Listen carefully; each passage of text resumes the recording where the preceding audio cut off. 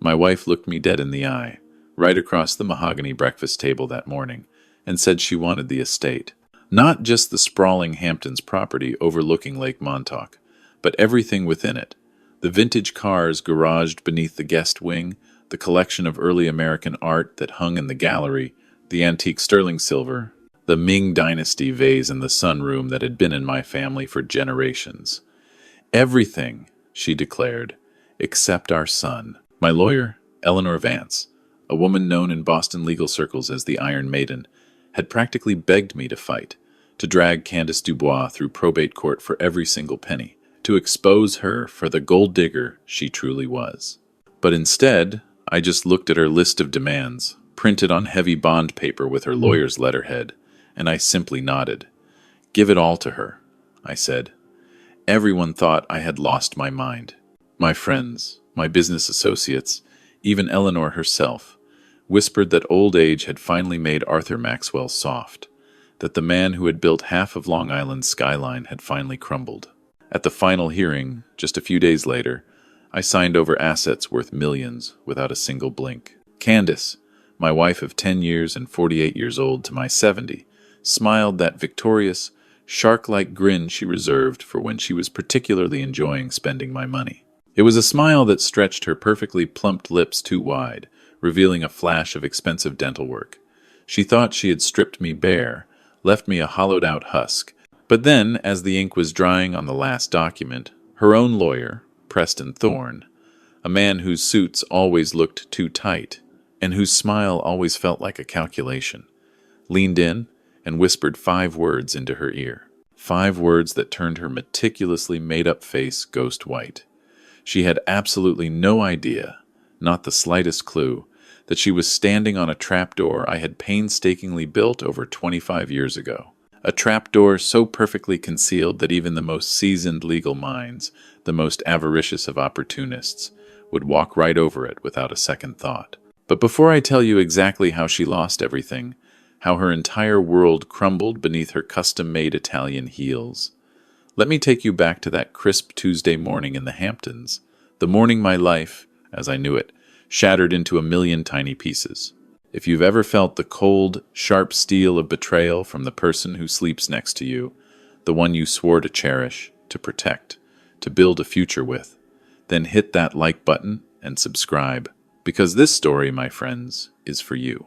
It all began on a Tuesday morning in Sag Harbor, on what should have been a perfectly peaceful late autumn day. The waters of Lake Montauk were serene, a sheet of pewter gray stretching out to the horizon, visible through the floor-to-ceiling glass walls of our sunroom. It was my favorite spot, this sunroom, the culmination of decades of relentless work.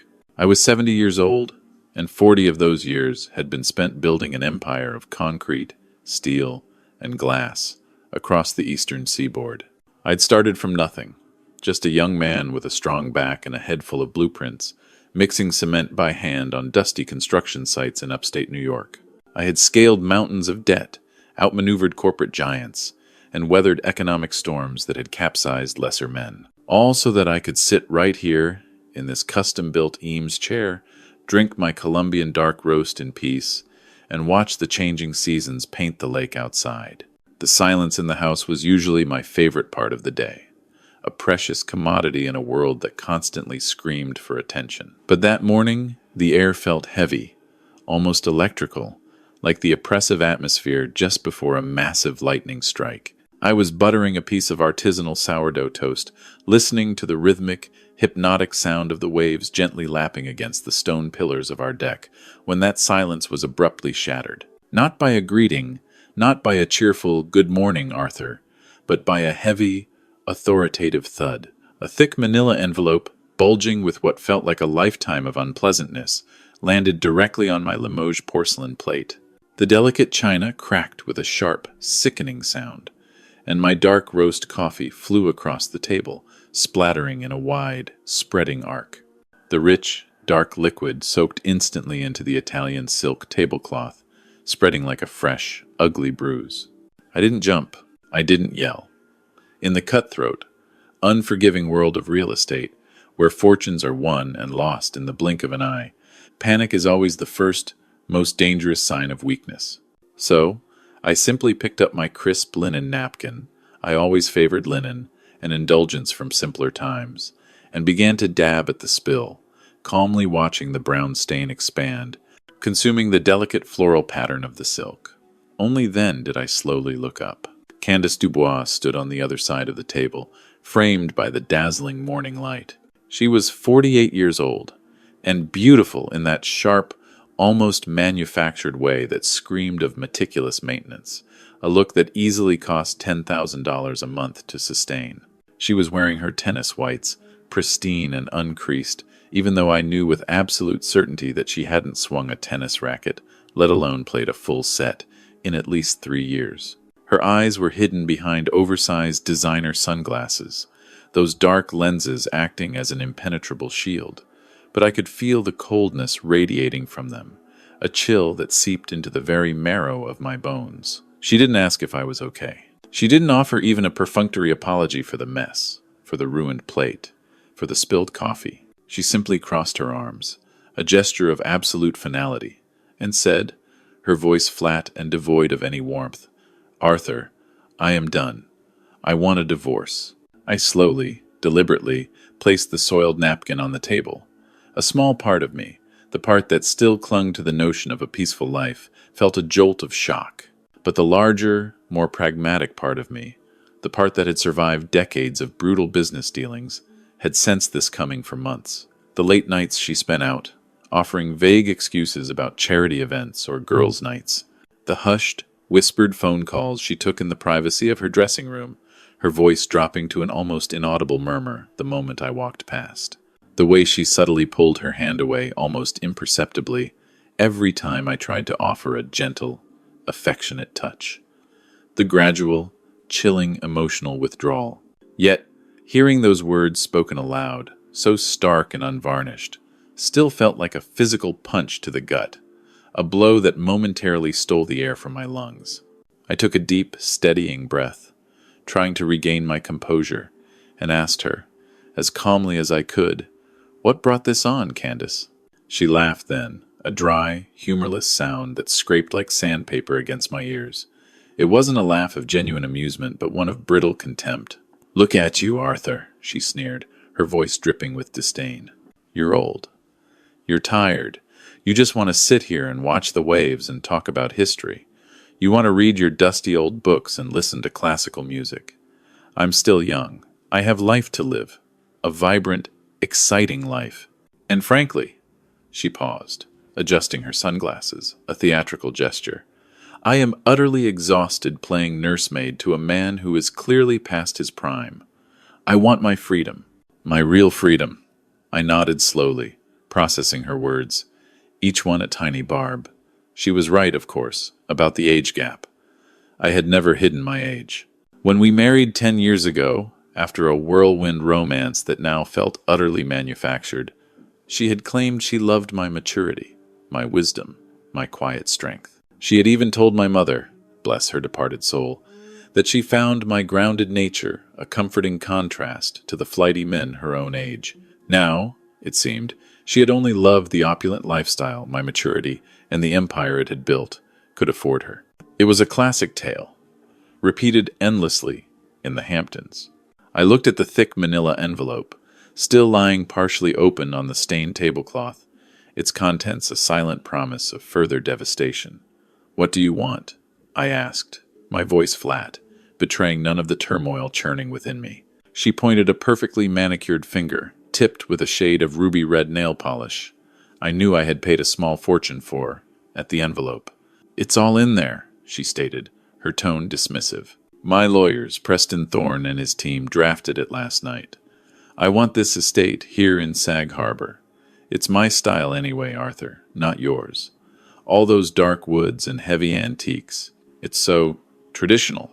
I want the luxury condo in Boston, that beautiful brownstone unit in Beacon Hill, because I need a base in the city for the social season, for shopping, for the gallery openings.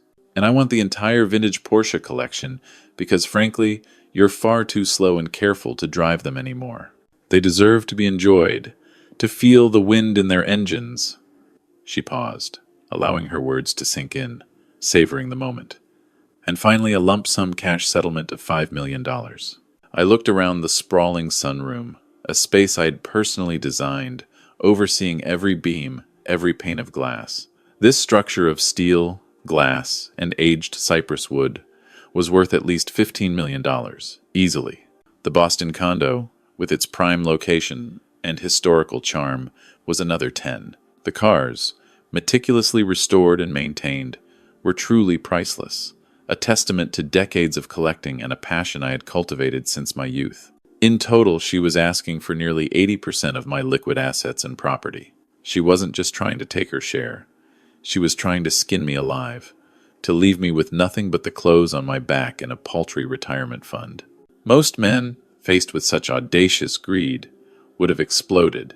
They would have thrown the table over, sending coffee and papers flying with genuine, visceral rage. They would have screamed about loyalty, about gratitude, about the vows she had so cavalierly broken. But I am not most men. I learned a very long time ago, back in the unforgiving world of hostile takeovers and brutal negotiations, that in a truly high-stakes game, the person who speaks first almost always loses. And the person who shows raw, unbridled emotion, the person who allows their feelings to dictate their actions, dies a slow, agonizing death. I simply looked at the coffee stain on the silk tablecloth. It had stopped spreading now, a stagnant, dark pool. I asked her a simple question, a question that, in any normal marriage, should have been the very first thing on her mind, a question that should have been at the forefront of her heart. What about Ethan? Ethan was our 16-year-old son. He was a quiet, sensitive boy with a deep, contemplative nature. He loved music and books, the solace of quiet contemplation, far more than the cutthroat world of business and high finance that I had built. He had my eyes, deep-set and thoughtful, and unfortunately, his mother's underlying insecurity, which she masked with a veneer of superficiality. He worshipped Candace, always trying desperately to get her attention, always striving to be the cool, athletic son she seemed to want, the kind of son she could show off at the club. But she, with her perpetual air of sophisticated detachment, always treated him like an accessory that had long gone out of style, a burdensome attachment she tolerated rather than cherished. Candace sighed, a sound that conveyed utter weariness and profound annoyance, the kind of sigh one makes when asked to perform a truly tedious, utterly disagreeable chore, like taking out the trash on a cold, rainy night.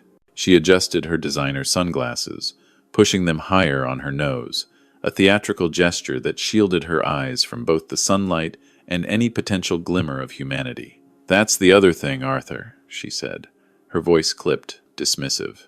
"You keep him." The air literally left the room.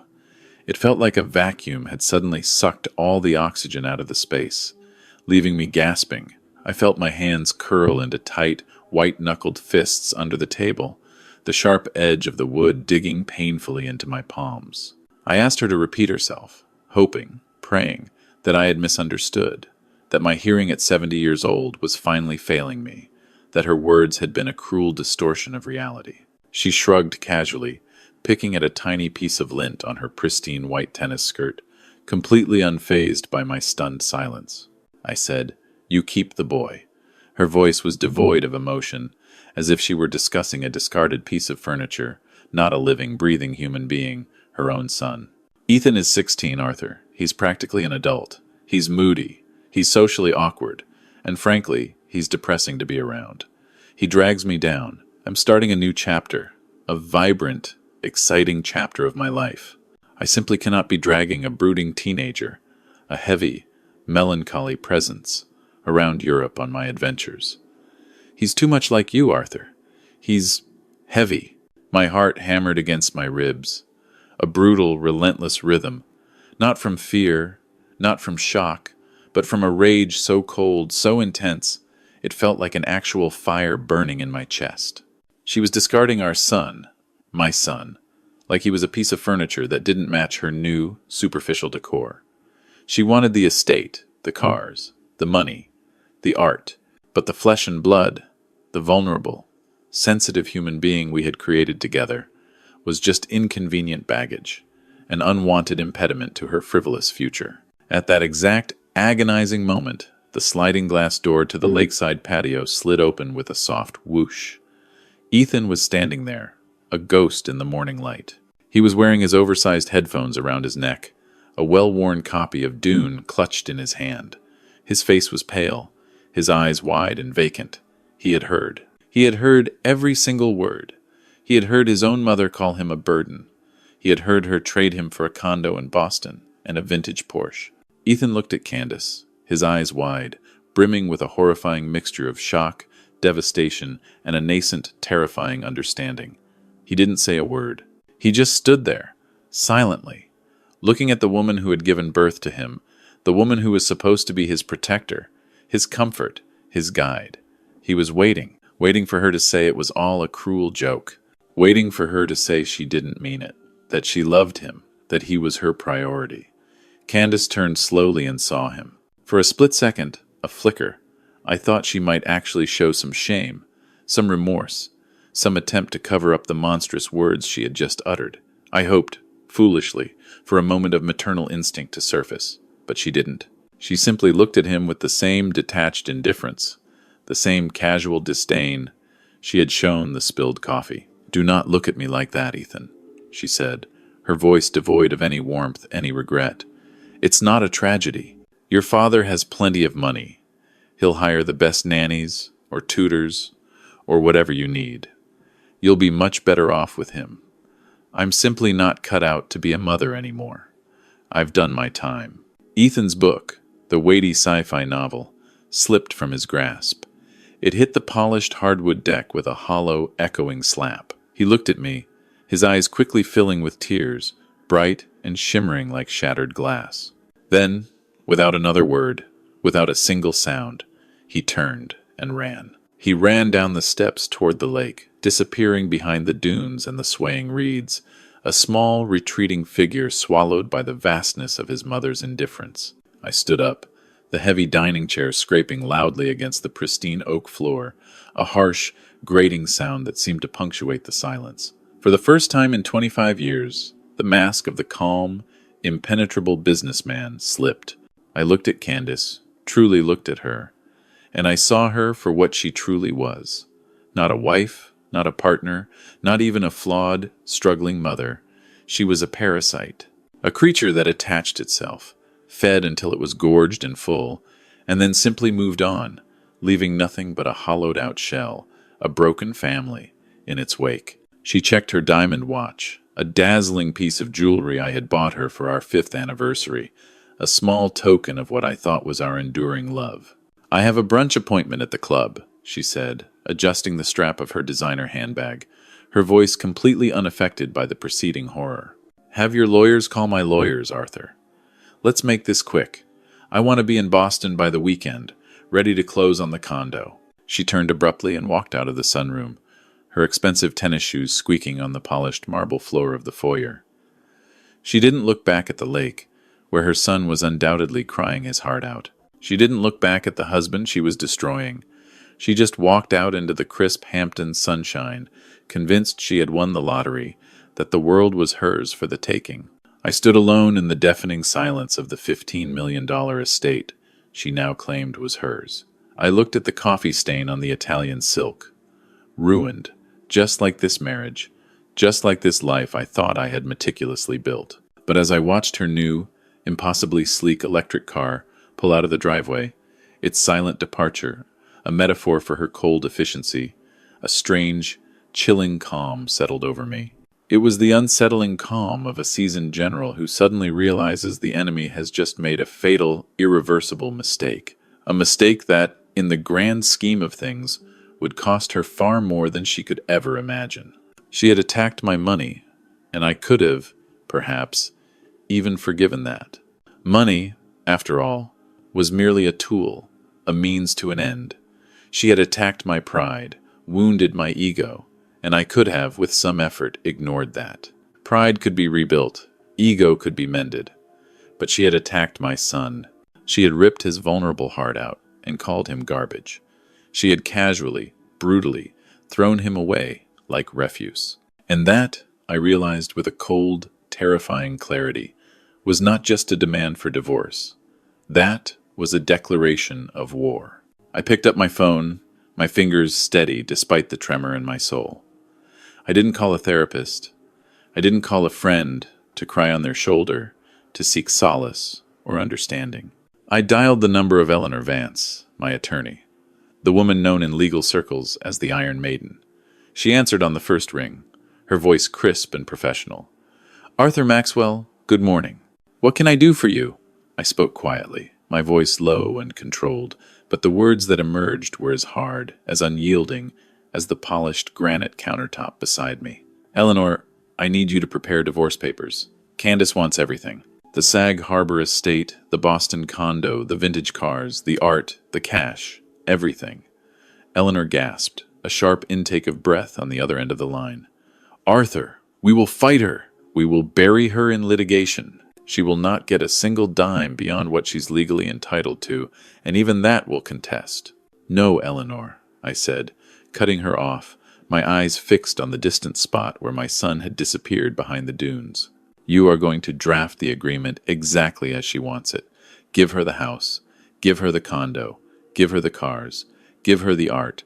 Give her every single thing she asked for. Every last item. Arthur, have you lost your mind?" Eleanor practically shouted, her professional composure finally cracking.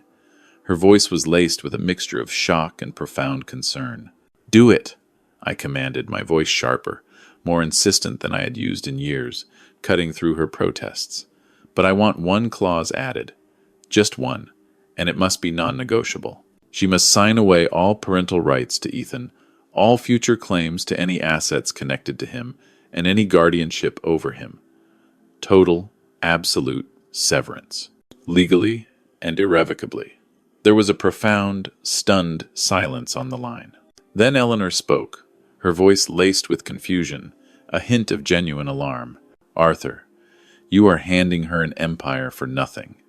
You are giving away a fortune for a mere signature." I looked out at the lake. The tide was going out, slowly, inexorably, pulling everything with it, exposing the damp sand beneath. "I am not handing her an empire, Eleanor," I said, a grim satisfaction in my voice. "I am handing her a rope. She just doesn't know it yet. Get the papers ready. I want this done fast. I want her out of our lives as quickly and cleanly as possible." I hung up the phone. I walked out to the deck, the morning air now feeling cool and fresh against my skin, and looked down at the beach. I saw Ethan sitting on a piece of driftwood, a lonely figure, his head buried in his hands. I walked down the steps, my old knees aching with every deliberate movement, each creak and groan a reminder of the years I had dedicated to building this empire, only to see it used as a weapon against my own son. I sat down beside him. I didn't say anything. I just put my arm around his shaking shoulders, feeling the fragile tremor of his youthful body, and held him while he cried, silently, heartbreakingly, for the mother who had just thrown him away. And as I held him, feeling the profound weight of his pain, I made a silent, unshakable promise to the universe, a vow as unbreakable as the deepest bedrock. Candace Dubois thought she was taking everything. She thought she was walking away with the entire kingdom. But she had forgotten the most important rule of real estate, a lesson I had learned the hard way, decades ago, when I was just starting out. Always, always check the foundation, because she didn't know that the ground she was so eager to stand on, the very earth beneath the mansion she craved, didn't belong to her. It never had. And when the time was right, when the moment of truth arrived, I was going to pull that ground out from under her feet and watch her fall. Ethan stood frozen in the frame of the sliding glass door, a young statue of disbelief. The silence that followed Candace's cruel declaration was heavy enough to crush bones, to suffocate hope. He looked impossibly small for 16, his shoulders hunched inward, as if trying instinctively to make himself invisible, to disappear, a defense mechanism he had perfected over years of living with a mother who viewed him as nothing more than a flaw, an inconvenient smudge on the pristine canvas of her perfect life. I saw the exact moment his heart broke. It wasn't a dramatic explosion, not a scream of protest, not even a loud sob. It was a subtle, almost imperceptible dimming of the light in his eyes, a profound resignation, a silent surrender that no child, especially one so young and vulnerable, should ever have to feel. He looked from her to me, his chest heaving with silent, unshed tears, waiting for her to take it back, waiting for her to say that of course she wanted him, that he was her priority, her precious child. But Candace did not step forward. She did not reach out a comforting hand. She simply sighed, a sound of profound annoyance rather than regret, and reached for her chilled mimosa, swirling the orange liquid in its elegant flute. "Arthur, please handle him," she said, waving a hand dismissively towards our son, as if he were a particularly irritating pest. "I simply cannot deal with teenage angst right now. I have a schedule to keep." I stepped between them, my body instinctively acting as a shield, though I knew with a bitter certainty that the damage was already done. Words, I've learned, are like bullets. Once they are fired, once they leave the barrel, you can never, ever call them back. And she had just shot him point blank, straight through his unsuspecting heart. "Ethan," I started, my voice trembling, a fragile mixture of raw rage and profound grief. "Your mother is just upset. She doesn't mean it. She can't possibly mean it." But Candace, cruel, beautiful, utterly ruthless Candace, couldn't even let him have that small, desperately needed mercy. She set her glass down hard on the table, the crystal clinking sharply, a jarring sound in the strained silence. "Stop coddling him, Arthur," she snapped, her voice cutting through the humid lake air like a razor blade. "Don't make that face at me, Ethan. I am not a monster. I am a realist. I am not a nanny, and I am certainly not a jailer. You are 16 years old. You don't need a mother hovering over you. You need resources. Your father has money. He has connections. He will hire people to look after you, people who are paid to deal with your moods, with your incessant brooding. I have done my duty. I gave you life. Now I need to go live mine." The sheer, unadulterated brutality of her words was breathtaking, a visceral blow to anyone with an ounce of compassion. She spoke of our son as if he were a contract she had fulfilled, a subscription she was carelessly canceling because she had found a better, more exciting offer elsewhere. Ethan let out a sound that was half gasp, half choked sob. He didn't look at me. He spun around, his sneakers screeching against the polished deck, and he ran. He didn't run toward the lake this time, toward the natural solace of the dunes. He ran toward the front of the estate, toward the driveway, toward escape. "Ethan, wait!"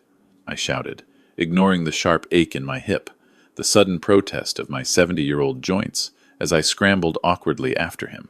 I chased him through the sprawling living room, past the grand piano he used to play so beautifully before she told him the classical melodies gave her a headache, past the pristine white leather sofas we weren't allowed to sit on, lest we disturb their manufactured perfection. I burst out the front door just in time to see him throwing himself into the passenger seat of my old Ford F-150, the rusted, battle-scarred workhorse of a truck, the one vehicle Candace refused to ride in because, as she so elegantly put it, it smelled of dust and hard work and general unpleasantness. He slammed the door with a desperate finality and locked it, curling into a tight ball against the window, his oversized headphones pulled tight over his ears, as if to block out the entire world that had just so brutally rejected him. I reached the truck, breathless, my hand slapping against the window, the metal warm from the autumn sun. "Ethan, son, open the door, please." He wouldn't look at me. He just shook his head, burying his face deeper into his knees, seeking refuge in the darkness of his own despair. I stood there in the meticulously manicured driveway of my $15 million estate, feeling more utterly helpless, more profoundly powerless than I ever had when I was a poor, hungry contractor, mixing cement by hand on my first job site. I could buy buildings, I could reshape skylines, could bend cities to my will, but I couldn't buy the searing pain out of my son's chest. I stayed there for a moment, my hand resting on the warm metal of the truck, a silent promise forming in my heart. I would fix this. I didn't know how yet, not precisely, but I would fix it. I turned back toward the house. The morning sun glared off the pristine white stucco, blinding and sharp, a cruel contrast to the darkness within. I walked back inside. The house was quiet again, a vacuum of sound where raw emotion had just erupted. I expected to find Candace packing, perhaps, or perhaps even crying, realizing the sheer enormity of what she had just done. I walked into the kitchen. She was standing by the large marble island, her phone pressed to her ear, examining her perfectly sculpted fingernails with critical, detached precision. "Yes, I need an appointment for 2 o'clock," she was saying into the phone, her voice light and airy, completely devoid of the venom she had just spewed at her son. "No, not a fill, just a gel polish. And I need a pedicure too. I'm going to Boston this weekend, and I need to look perfect. Yes, charge it to the black card, darling." She looked up and saw me standing there. She didn't flinch. She didn't hang up. She just pointed to the coffee stain on the table, an imperious gesture, and mouthed the word mess, before turning her back to me to continue her conversation about cuticle oil and the perfect shade of Hampton sunset for her toenails. That was the moment. That was the exact second the last ember of affection, the last faint spark of what I once thought was love, I held for her, turned into cold, lifeless gray ash. It wasn't the greed, though that was certainly present. I was accustomed to greed in my business. I had built an empire on understanding and exploiting it. It was the absolute sociopathic indifference. She had just emotionally orphaned her son, torn his world apart, and her biggest concern, her most pressing priority, was the shade of her toenail polish. I didn't say a word. There was nothing left to say to her, nothing left to salvage. I walked past her, past the cloying smell of her expensive perfume, which now, to my heightened senses, smelled like decay, like the scent of a dying thing. I went straight to my study. I closed the heavy oak door behind me and locked it, the solid click echoing in the sudden silence. This room was my sanctuary. It was lined with books, with blueprints, with the tangible history of my life's work, the quiet chronicle of my ambitions and my triumphs. I sat down behind my massive antique desk, the worn leather chair creaking familiarly beneath my weight. My hands were shaking, not from age, though 70 years had certainly taken their toll, but from the raw, focused adrenaline of pure, unadulterated fury. I reached for the secure landline I kept specifically for business dealings that required absolute discretion, transactions that could never, ever be traced. I dialed Eleanor Vance. She picked up on the second ring, her voice now tight with concern. "Arthur, I was just reviewing the preliminary asset list. We have a strategy meeting scheduled for Thursday, but given the circumstances, I think we should—" "Stop," I said, my voice sounding strange even to my own ears, flat and metallic, like the clanging of distant machinery. "There will be no strategy meeting, Eleanor." "Arthur, what happened?" she asked, her tone shifting instantly from professional lawyer to worried friend, her years of knowing me transcending the professional barrier. "She told Ethan," I said, staring at the wall, where a framed photo of my son, taken years ago, laughing on the lake, hung precariously. "She told him to his face that he was a burden. She told him I should hire people to deal with him because she was done. Done with him. Done with being a mother." I paused, the memory stinging like a fresh wound. "She is booking a manicure right now, Eleanor. She is in the kitchen, literally booking a manicure, while our son is crying, heartbroken, in my truck in the driveway." There was a profound silence on the line, heavy and stunned. Eleanor had known us for years. She knew Candace was difficult, demanding, self-absorbed. But this was a new, horrifying level of depravity, a betrayal so fundamental it defied all understanding.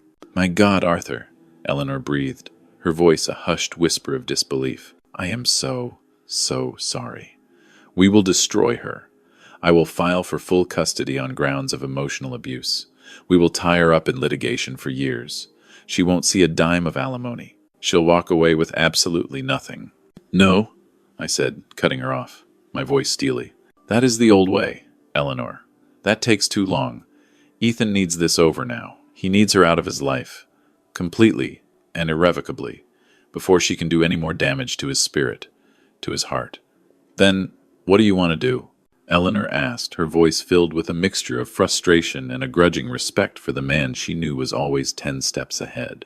I took a deep, deliberate breath, my eyes involuntarily drifting to the heavy, fireproof safe in the corner of the room. The safe that held the documents Candace thought were just boring old deeds and dusty contracts, the bureaucratic minutiae of my empire. "Prepare the settlement agreement," I commanded, my voice firm and unwavering. "Give her everything she asked for. The Sag Harbor estate, the Boston condo, the vintage Porsches, the art collection, the liquid cash. Give it all to her. Every single thing." "Arthur, you cannot be serious," Eleanor shouted, her professional demeanor finally, completely cracking. "That is nearly 80% of your net worth. You are angry. You are hurting. You are not thinking clearly. You cannot just hand over $100 million worth of assets to that woman." "I am thinking more clearly than I ever have in my entire life, Eleanor," I replied, my gaze hardening, my resolve solidifying. "I don't want to fight her for the house, Eleanor. I want her to have it. I want her to have the keys in her hand. I want her to sign the papers, thinking she has won the lottery, that she has conquered the world." "But why?" Eleanor asked, her voice trembling slightly with sheer frustration, a desperate attempt to grasp the logic of a man who seemed to be deliberately dismantling his own kingdom. "Because I need her to sign one specific document," I said, leaning forward, my voice dropping to an almost inaudible whisper, a conspiratorial tone that promised a hidden depth of strategy.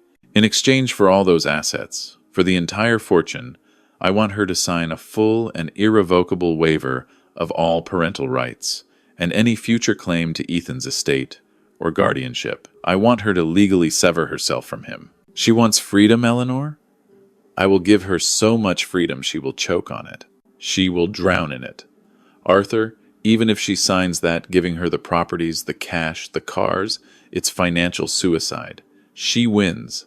"Does she?" I asked, a faint, almost imperceptible smile playing on my lips. "Eleanor, do you remember the Phoenix Project from '98? There was a long, pregnant pause on the line. I could almost hear the gears turning, clicking rapidly, in Eleanor's brilliant legal mind, sifting through decades of my complex transactions. "The Phoenix Project, that was the restructuring of the land trusts. But Arthur, that was decades ago." "What does that have to?" Her voice trailed off abruptly, a sudden, sharp intake of breath signaling the exact moment the horrifying realization hit her, landing with the force of a physical blow. "Oh my God," Eleanor whispered, the sheer shock evident in her voice. "The ground leases." "Exactly," I said, my voice now cold, hard, and utterly devoid of mercy. "The leases for both the Sag Harbor estate and the Boston condo expire at midnight on the day the divorce is finalized, the moment the title transfers." "But Arthur," she stammered, still reeling. "If the leases expire, and she owns the structures but not the land, then she's trespassing. I finished for her. Exactly. She owns a very expensive building parked on someone else's property, without permission." Eleanor started to laugh then, a nervous, incredulous sound, a hysterical burst of release. "Arthur, that is diabolical. She will be ruined. The tax implications alone. My word." "Do it, Eleanor," I said, the command sharp and clear. "Draw up the papers. Make them look standard. Let her lawyers, let Preston Thorne and his smarmy team think I'm just a broken old man, giving up. Let them think they crushed me. I want her to sign as fast as humanly possible, before she ever suspects what she's truly signing away." "I'll have the draft ready by tonight," Eleanor said, her voice now sharp with the thrill of the hunt, the professional excitement of a complex legal challenge. "Consider it done, Arthur." I hung up the phone. I stood up and walked to the floor-to-ceiling window. Outside, down in the driveway, I could still see the faint silhouette of my son, slumped in the old Ford truck, a solitary, wounded figure. "I am not giving up, Ethan," I whispered to the cold glass, a silent vow meant only for him. "I am just clearing the battlefield." I walked out of the study and back into the hallway. I could hear Candace humming in the master bedroom, the cheerful, oblivious sound of zippers closing as she packed her designer suitcases for her grand escape. She was happy. She thought the war was over. She had absolutely no idea that I had just armed the bomb that would blow her entire world apart. The elevator ride to the 42nd floor of the Vance and Associates building in downtown Boston was silent and swift, a silver bullet shooting straight into the winter sky. I stepped out into the lobby, which smelled of expensive leather, polished marble, and old money, a scent I used to find comforting, a familiar perfume of success. But today, it felt like the air inside a tomb. I walked past the receptionist, a young woman who nodded with that pitying, almost sympathetic look people give you when they know you're about to lose everything, when they read the tabloids and believe the rumors. I didn't stop. I pushed open the heavy double-glass doors to Eleanor Vance's expansive corner office and walked directly into a storm. Eleanor was not sitting calmly behind her imposing desk. She was standing by the window, pacing like a caged tiger, her usually impeccable hair slightly disheveled. When she saw me, she didn't offer a greeting, didn't say hello. Instead, she slammed a thick stack of documents onto her mahogany conference table with a force that made the heavy wood vibrate, a sharp, angry sound. "You are out of your mind, Arthur!" she shouted, her voice echoing off the glass walls, a raw edge of frustration in her tone. "I have been your attorney for 25 years. I have watched you dismantle competitors. I have watched you negotiate deals that changed the skyline of this city, deals that redefined entire neighborhoods. And now you walk in here and tell me to hand over 80% of your net worth to a woman who is treating you like a discarded shoe, like an inconvenient piece of garbage. Have you completely lost your senses?" I closed the door quietly behind me, the soft click, a stark contrast to her outburst, and walked to the table. The documents were there, neatly laid out. The deed to the Sag Harbor estate, the title transfer for the Beacon Hill condo, the registration papers for the vintage 1964 Porsche, 911, and the rest of the exquisite, priceless fleet. It was a king's ransom, an entire empire, laid out on pristine white paper, waiting to be signed away. "Sit down, Eleanor," I said, my voice low and steady, a calm counterpoint to her storm. "I will not sit down," she fired back, her face flushed with righteous indignation, her hands clenched at her sides. "Do you understand what you are asking me to do? You are asking me to facilitate the biggest robbery in the history of this firm. We have grounds to fight her, Arthur. We can prove infidelity. I have investigators who can link her definitively to that fitness coach at the Sag Harbor Yacht Club, the one with the bleached blonde hair. We can drag this out. We can force her to settle for a mere fraction of this. Why are you surrendering?" I pulled out the chair at the head of the table and sat down, the worn leather creaking softly. I picked up the deed to the Sag Harbor estate. It felt heavy in my hand, imbued with the weight of decades of work, of memories, of my son's childhood. I looked at the intricate legal description of the property, the ancient metes and bounds that defined the physical boundaries of my home, of our life. "I am not surrendering, Eleanor," I said, looking up at her, my gaze unwavering. "I am concluding a business transaction." "A business transaction?" she scoffed, throwing her hands up in the air in an exasperated gesture. "She is taking you for everything. The estate alone is worth $15 million. The art and antiques inside are worth another $5 million. The cars, the Boston property. Arthur, this is generational wealth you are signing away. And for what? To get her out of your hair a few months sooner? To save a bit of face?" "No," I said, my voice firm. "To get her out of Ethan's life. Forever." Eleanor stopped pacing. She leaned her hands on the table, her eyes searching mine for some sign of the shrewd, uncompromising man she used to know, the titan of industry. "Arthur," she said, her voice softer now, but still urgent, still filled with concern. "I drafted the waiver you asked for, the one where she relinquishes all rights to Ethan. But you don't need to give her $100 million to get her to sign it. She doesn't want the boy. She told you that herself. She will sign it for a lot less. A few million, maybe. Certainly not this fortune. She might," I admitted, considering the possibility, turning it over in my mind like a complex puzzle piece. "Or she might use him as leverage. She might realize, too late, that Ethan is the only thing I truly care about, the only thing I cannot bear to lose, and she might hold his custody hostage to squeeze even more money out of me later. She might drag him through endless court appearances, through humiliating custody evaluations, just to spite me, just to wound me further. I cannot risk that, Eleanor. I cannot allow her to use my son as a pawn in her greedy game. I need her to sign that waiver today. I need her to look at this pile of assets, this dizzying display of wealth, and be so utterly blinded by greed, so completely convinced of her own triumph, that she doesn't even bother to read the fine print regarding her son. I need her to think she has won so completely, so decisively, that she doesn't dare look over her shoulder, doesn't question the foundation. Eleanor shook her head, slowly, resignedly, and sank into her chair, the fight visibly draining from her. It is reckless, Arthur. It is emotional. You are letting your heart make financial decisions, and that is the very first rule you taught me never, ever to do. I stood up and walked to the floor-to-ceiling window. Boston lay spread out below us, a grid of gray and steel under a flat, winter sky. I looked down at the tiny cars moving like ants on the highway, their purposeful movements a microcosm of the endless scramble for wealth and status. I remember when I bought my first major plot of land in the early 80s, I said, keeping my back to her, my gaze fixed on the distant horizon. It was a swampy, undesirable parcel in central Florida. Everyone, every single expert, told me it was worthless, a foolish investment. The seller was practically laughing when he signed the deal. He thought he had scammed a young, naive developer. He thought he had successfully unloaded a burden on a fool. I turned back to face her, a thin, almost imperceptible smile touching my lips.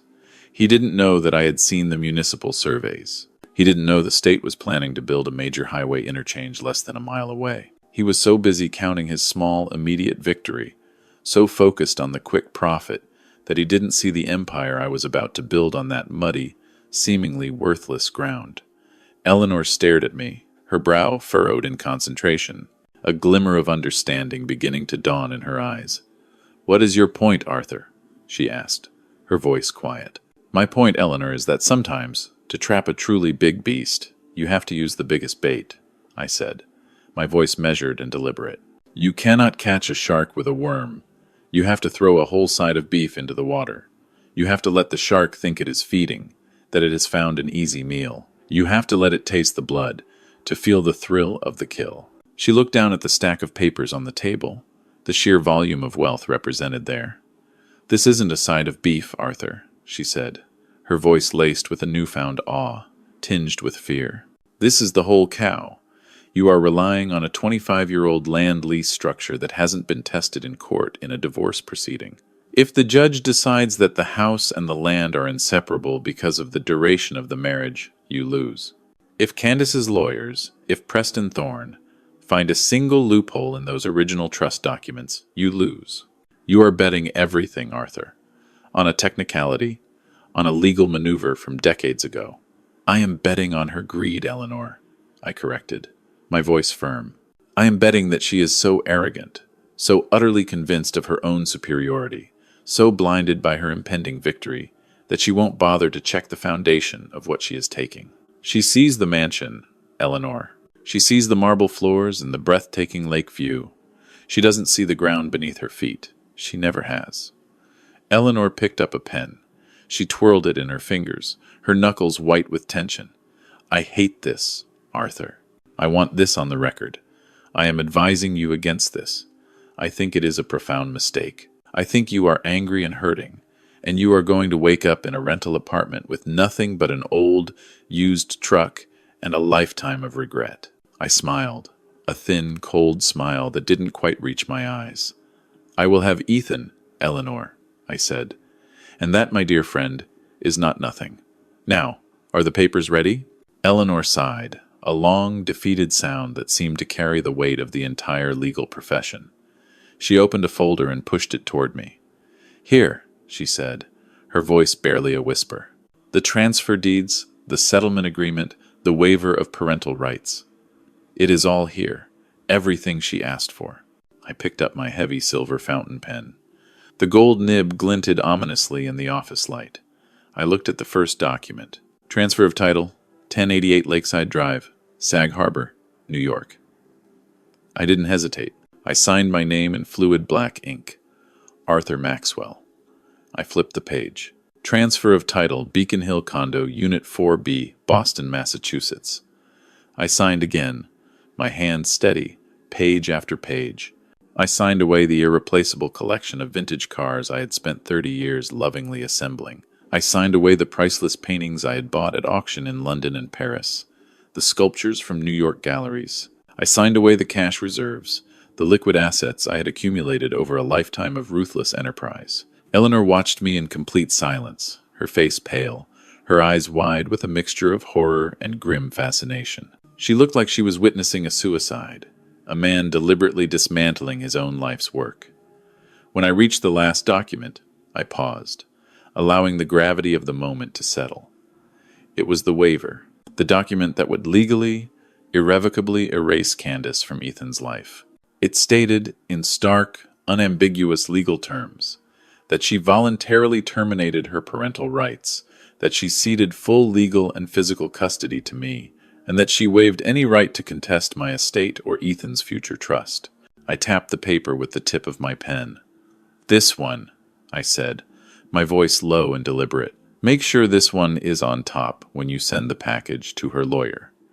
Make sure it is the first thing she sees, right after the check for $2 million. "I will," Eleanor whispered, her voice still laced with a profound sense of disbelief. I capped my pen and placed it precisely on the table. The sharp click of the cap was like a gavel striking.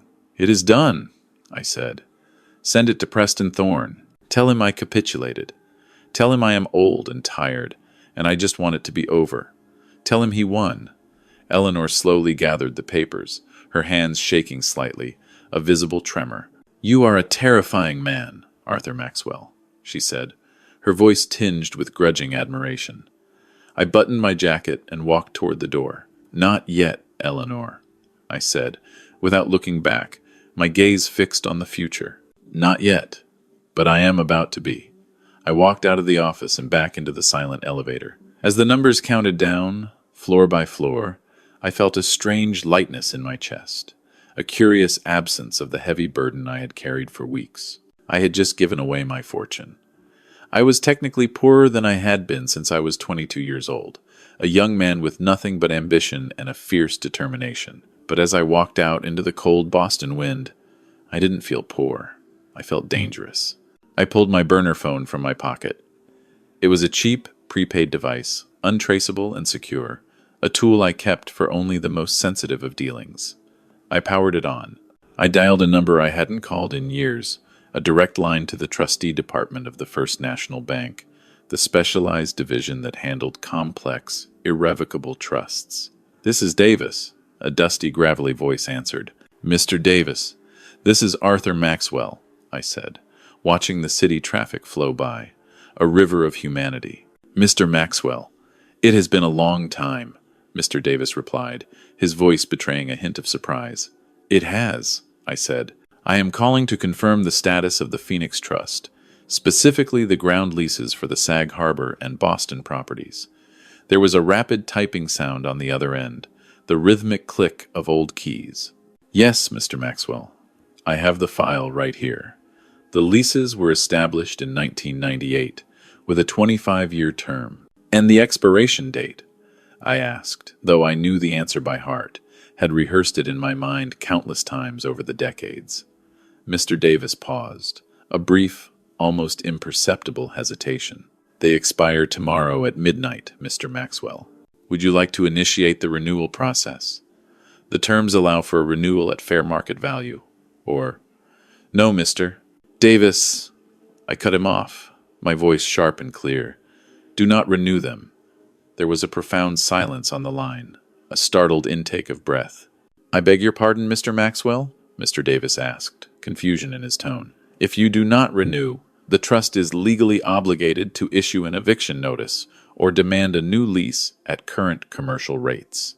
The improvements on the land, the houses, the structures, they become liabilities to the structure owner if they don't have a valid ground lease, Mr. Maxwell." "I know, Mr. Davis," I said, watching a lone seagull fight against the bitter wind, its wings beating tirelessly. That is exactly the point. Prepare the notices. I want them served at 1 minute past midnight tomorrow. But, sir, Mr. Davis stammered, still struggling to process the implications of my command. Who is the current owner of the structures? The notice must be served to the title holder of the house.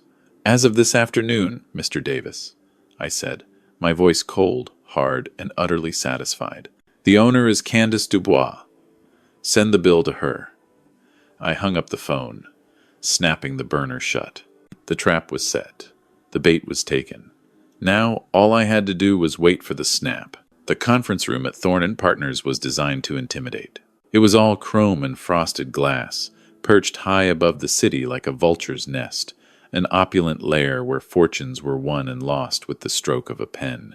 I sat on one side of the long, elegant frosted glass table with Eleanor next to me, her posture ramrod straight, her expression a mask of professional resolve. On the other side sat Candace and Preston Thorne. Richard was a man who smiled too much, a slick, practiced grin that never quite reached his eyes. He had teeth that looked like they had been bought from a catalog, a blindingly white, perfect row, and a perpetually bronze tan that clearly came from a bottle. He wore a custom-tailored suit that cost more than my first car, but wore it with the practiced, unctuous grace of a used car salesman trying to move a lemon. He was flipping through the settlement agreement Eleanor had sent over, his fingers moving with a deliberate slowness, savoring each page. Every time he turned a page, he made a little humming sound of smug satisfaction, a self-congratulatory murmur. He was clearly enjoying this. He thought he had broken me. He thought he was dissecting a massive whale that had, impossibly, beached itself voluntarily for his convenience. "This all looks in order, Arthur," Richard said, not bothering to look up, his voice oozing with feigned pleasantry. "You have agreed to the transfer of the primary residence in Sag Harbor. You have agreed to the transfer of the Boston property, the vehicles, the art collection. It is a very generous offer. Surprisingly generous, in fact, given the circumstances." He looked up then, his eyes narrowing slightly, a flicker of suspicion in their depths. He was looking for the catch. He was a predator, after all, and predators, especially legal ones, knew instinctively that meals rarely, if ever, came free. But I gave him nothing. I sat with my hands folded calmly on the table, my face a carefully constructed mask of weary resignation, of profound defeat. "I just want this over, Richard," I said, my voice low and raspy, infused with a feigned exhaustion. "I am 70 years old. I don't have the energy, the fight, for a prolonged war. I just want peace. For myself, for my son." Candace leaned forward then, her presence filling the air with the cloying scent of vanilla and raw ambition. She looked at the papers spread before her as if they were a menu in an exclusive, high-end restaurant, and she was about to order the most expensive lobster on the list. "It's the least you could do, Arthur," she said, her voice clipped, a self-righteous edge to it. "After the years I gave you, the best years of my life, my youth, my beauty, my devotion." I didn't look at her. If I looked at her, truly looked at her, I might lose my nerve. I might remember the way she looked at Ethan that morning, the callous indifference in her eyes, and I might, in a fit of uncontrollable rage, reach across the table and physically strangle her. So I looked at the crystal water pitcher in the center of the table instead, focusing on the distorted reflection of the room within its shimmering surface. "However," Richard continued, leaning back in his chair, tenting his fingers, his voice smoothly transitioning back to the attack, "my client feels that there are a few outstanding issues. Given the disparity in future earning potential and the rather lavish lifestyle to which Mrs. Dubois has become accustomed over the last decade, we feel that a simple asset transfer is not quite enough to ensure her long-term security. We believe she deserves more." Eleanor stiffened beside me, a sudden tension radiating from her. I could feel the heat, the barely contained fury, emanating from her tightly clenched jaw. "Richard," Eleanor said, her voice tight, strained, "we have given you everything. The real estate alone is worth $25 million. The cars are another 5. You are asking for blood from a stone. You are being absolutely unreasonable." Richard smiled that oily, insincere smile again. We are asking for fairness, Eleanor.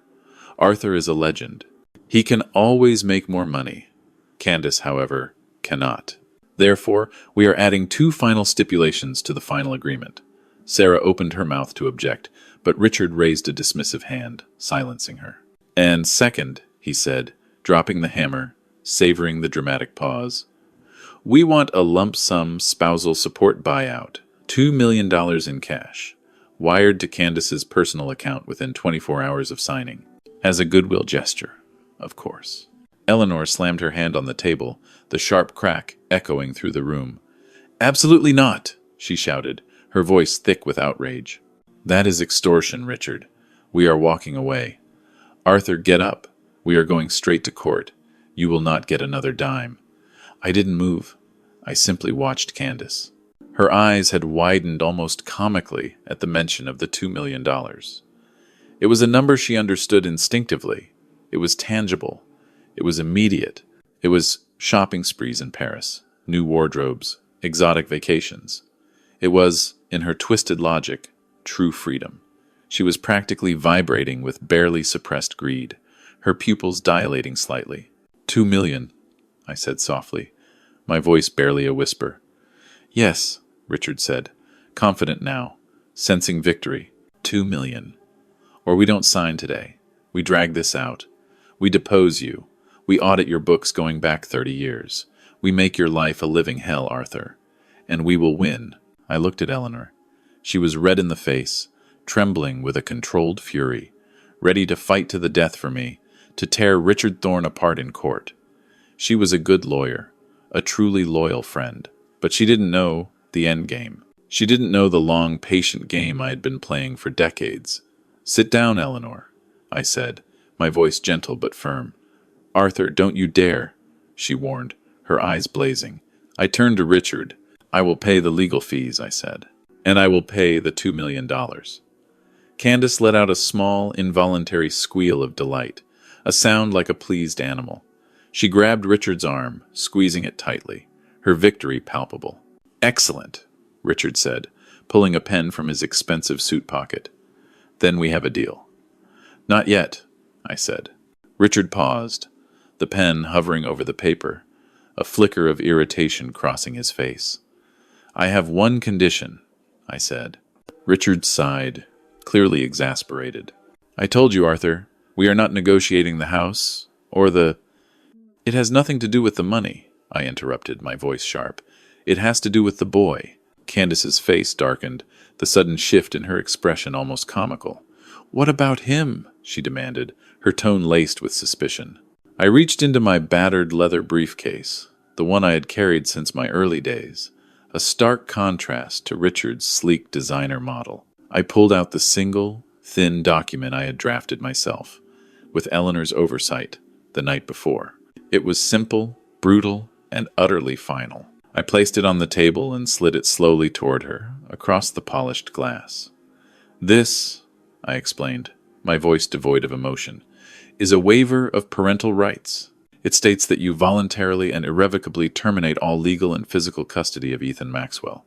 It states that you waive any right to make medical or educational decisions for him.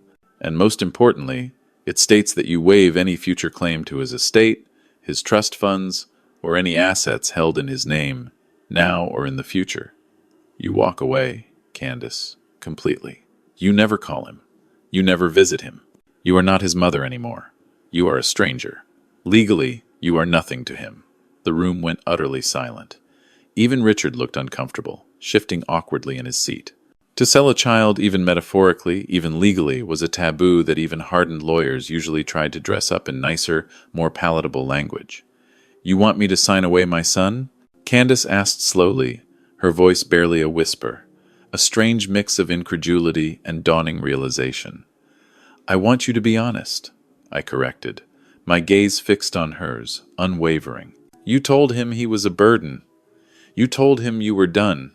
I am just putting it in writing. You sign this, and you get the $2 million, the estate, the condo, the cars, everything. You don't sign it, and the deal is off. We go to court.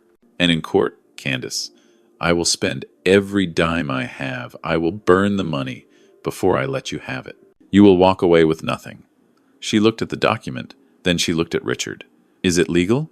she asked, a faint tremor in her voice. Richard shrugged, a nervous, jerky movement. "It is unusual, but if you sign it voluntarily, yes, it is binding. But Candace, think about the optics. If this gets out, I don't care about optics," she snapped, cutting him off, her carefully constructed facade beginning to crack. "I care about my future. She looked at me, her eyes cold, dead things, devoid of any warmth, any maternal instinct. "He hates me anyway," she said, justifying it to herself, her voice barely audible. "He's always moping. He reminds me of how old I am getting. It is better for him this way. He needs a father." She reached for the pen. She didn't hesitate. She didn't tremble. She didn't ask to read the fine print. She didn't ask if she could say goodbye to her son. She just saw the $2 million, the shimmering promise of absolute freedom, waiting on the other side of that signature. She pressed the tip of the pen to the paper. The scratching sound was loud, unnaturally loud, in the quiet, tense room. Candace Dubois. She signed it with a flourish, a defiant flourish. "There," she said, pushing the paper back to me, a triumphant smirk on her lips. "He is your problem now. Where is my check?" I took the waiver. I checked the signature. It was valid. I folded it carefully, meticulously, and put it in my breast pocket, right next to my heart. It was, in that moment, the most valuable thing in the room. "Eleanor," I said, my voice completely devoid of any emotion, any inflection. "Give her the check." Eleanor pulled the cashier's check from her folder. She looked at Candace with pure, unadulterated disgust, her face a mask of contempt. She slid the check across the glass table. Candace snatched it up. She stared at the zeros. $2 million, plus the house, plus the condo, plus the cars. She was rich. She was free. She stood up, smoothing her skirt, a queen surveying her conquered lands. "Well, Arthur," she said, flashing a bright, winning smile, a triumphant gleam in her eyes. "I suppose this is goodbye. No hard feelings, right? It was just business." I looked at her. I looked at the woman who had just sold her child for the price of a luxury condo and a few $1,000,000. "Yes, Candace," I said. "Just business." Richard stood up, extending a hand to me, his smile back in place, slick and practiced. "A pleasure doing business with you, Arthur. You are a gentleman." I stood up. I felt heavy and light at the same time, an odd dichotomy of emotions. "Enjoy the house, Candace," I said. "It is a beautiful structure." "I will," she said, already texting someone on her phone. Probably Chad, the fitness coach. "I'm going to throw a huge party this weekend. A housewarming. You are not invited, of course." "Of course. Of course," I said. I turned and walked out of the conference room. Eleanor followed me, her heels clicking rapidly on the marble floor. We got into the elevator. The doors closed, shutting out the sight of Candace's triumphant victory lap. Eleanor looked at me. She was shaking slightly, her composure finally beginning to fray. "That was the most horrific thing I have ever seen," she whispered, her voice barely audible. She didn't even blink. "Arthur, she sold Ethan." I nodded, watching the floor numbers drop, counting down to a new reality. "She did," I said, "and in doing so, she just sealed her own fate." "What do you mean?" Eleanor asked, her voice still filled with disbelief. I touched the pocket where the waiver sat, a tangible weight against my chest. She stripped me of my assets, Eleanor. She thinks she took the house and the land and the future, but she forgot one thing." The elevator chimed as we reached the lobby. "What?" Eleanor asked, her voice urgent. I stepped out into the bustling lobby. "She forgot to ask who owns the ground," I said. I walked out into the street. The sun was setting, painting the Boston skyline in shades of blood and gold. It was done. She had the house. I had the boy. And in 24 hours, the clock on the Phoenix Trust would strike midnight. I took out my phone and sent a single text message to my trustee, Mr. Davis. "It is signed. Execute the eviction notice at 12:01 a.m. I put the phone away. I needed to go home. I needed to go to the small rental apartment I had secured that morning, the modest place that was now our sanctuary. I needed to tell Ethan that he was safe, that he was never going to be rejected again. Not like that, Candace Dubois was planning a party, a lavish celebration of her newfound freedom. I, Arthur Maxwell, was planning a funeral for her lifestyle, and the guest of honor was going to be reality. The day we left the Sag Harbor estate felt less like a move and more like a deportation. The autumn sun beat down on the pristine white stucco walls, but inside, the air was frigid, thick with unspoken tensions. Candace stood in the center of the grand foyer, holding a clipboard like a prison warden conducting a final cell inspection. She was wearing a silk caftan, a flowing garment that cost more than some people's monthly rent, and sipping sparkling water infused with lemon, watching with hawk-like intensity as Ethan and I carried our lives out in cardboard boxes. She wasn't helping. She was auditing.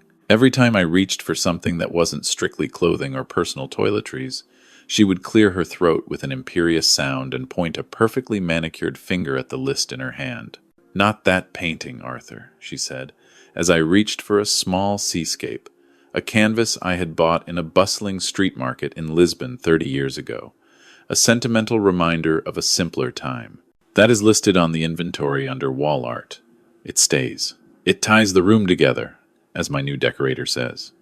"It cost $50, Candace," I said, my voice heavy with exhaustion, the effort of maintaining my composure almost unbearable. "It has no value, no real monetary worth. It has aesthetic value," she corrected, marking something on her clipboard with a decisive flourish. "It stays. Leave it." I put the painting down. I didn't fight. I couldn't fight. Every minute I spent in that house, under her watchful, avaricious gaze, was a minute that shaved a year off my life. I just wanted to be gone. I wanted to take my son and vanish, to escape her toxic presence, before I lost my composure and did something that would ruin the meticulously crafted plan. I walked to Ethan's room. He was packing his books, his hands moving with a slow, heavy sadness that tore at my heart. His room, which used to be his sanctuary, a refuge of quiet contemplation, was now just a collection of assets, a mere inventory of items owned by his mother. She had already tagged his gaming computer and his television with little blue stickers that bore the stark, unambiguous words, "Do not remove." "Inventory item." "Just the clothes, Ethan," I said gently, my voice soft. "And the books. Leave the rest. We will buy new things, son. Better things. Things that are truly ours, not just possessions." He looked at me, his eyes red and swollen from crying, a raw, exposed vulnerability in their depths.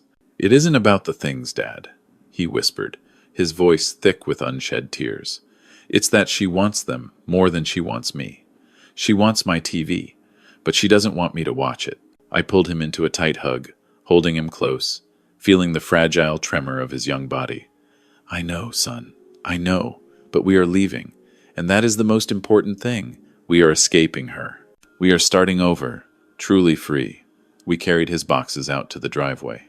My old 1998 Ford F-150 was parked there, the only vehicle Candace hadn't claimed in the divorce, because, as she had so eloquently put it, it looked like something a gardener would drive, absolutely beneath her station. It was rusted, the suspension was shot, and the air conditioning hadn't worked in a decade, but it was mine. It was the only thing on this entire property that was truly, unequivocally mine anymore. We were loading the last of the boxes into the truck bed when I heard a commotion from the living room, a sudden burst of shouts. I dropped the tailgate with a clatter and ran back inside, my heart hammering in my chest. Ethan was standing by the grand piano in the corner of the living room. It was a Steinway, a vintage 1922 model, with chipped ivory keys and a small, almost imperceptible scar on the lid where I had accidentally dropped a brass candlestick years ago. It wasn't the most expensive item in the house, not by a long shot, but it was the soul of the room. My father, a stern but loving man, had taught me to play on that piano, his calloused fingers gently guiding mine. I had, in turn, taught Ethan to play on that same piano, patiently coaxing melodies from his shy hands.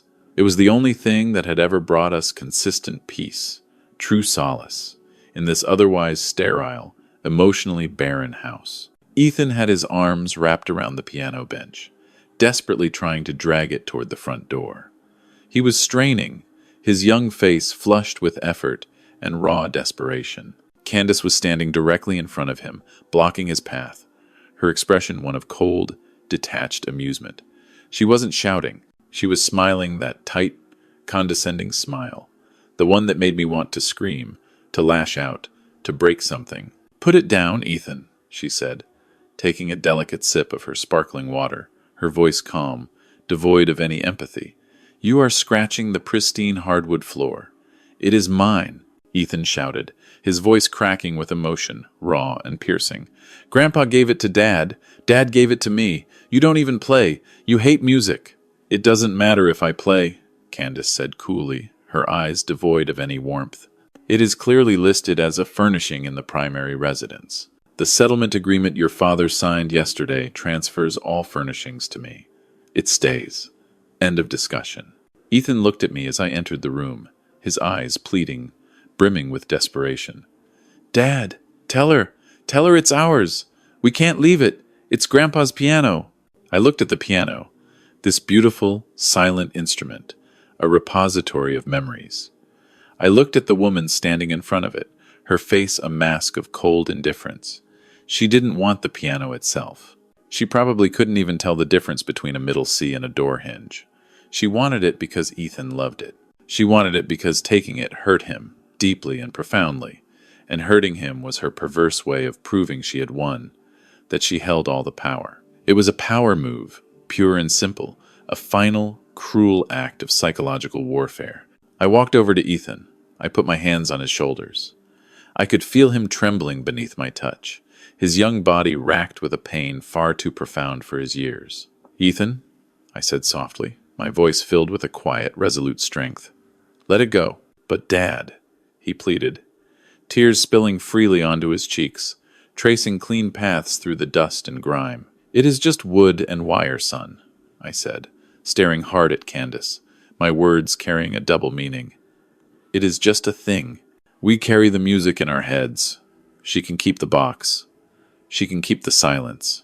We will make new music in a new place." Candace laughed, a sharp, brittle sound that grated on my nerves. "That is very poetic, Arthur. But yes, I will keep the box. It looks good in this corner. Now, please, get this junk out of my house. I have decorators coming at 2:00. I steered Ethan away from the piano, gently but firmly. He resisted for a moment, his fingers trailing over the yellowed ivory keys one last time, a silent farewell to a beloved friend, and then he slumped against me, utterly defeated.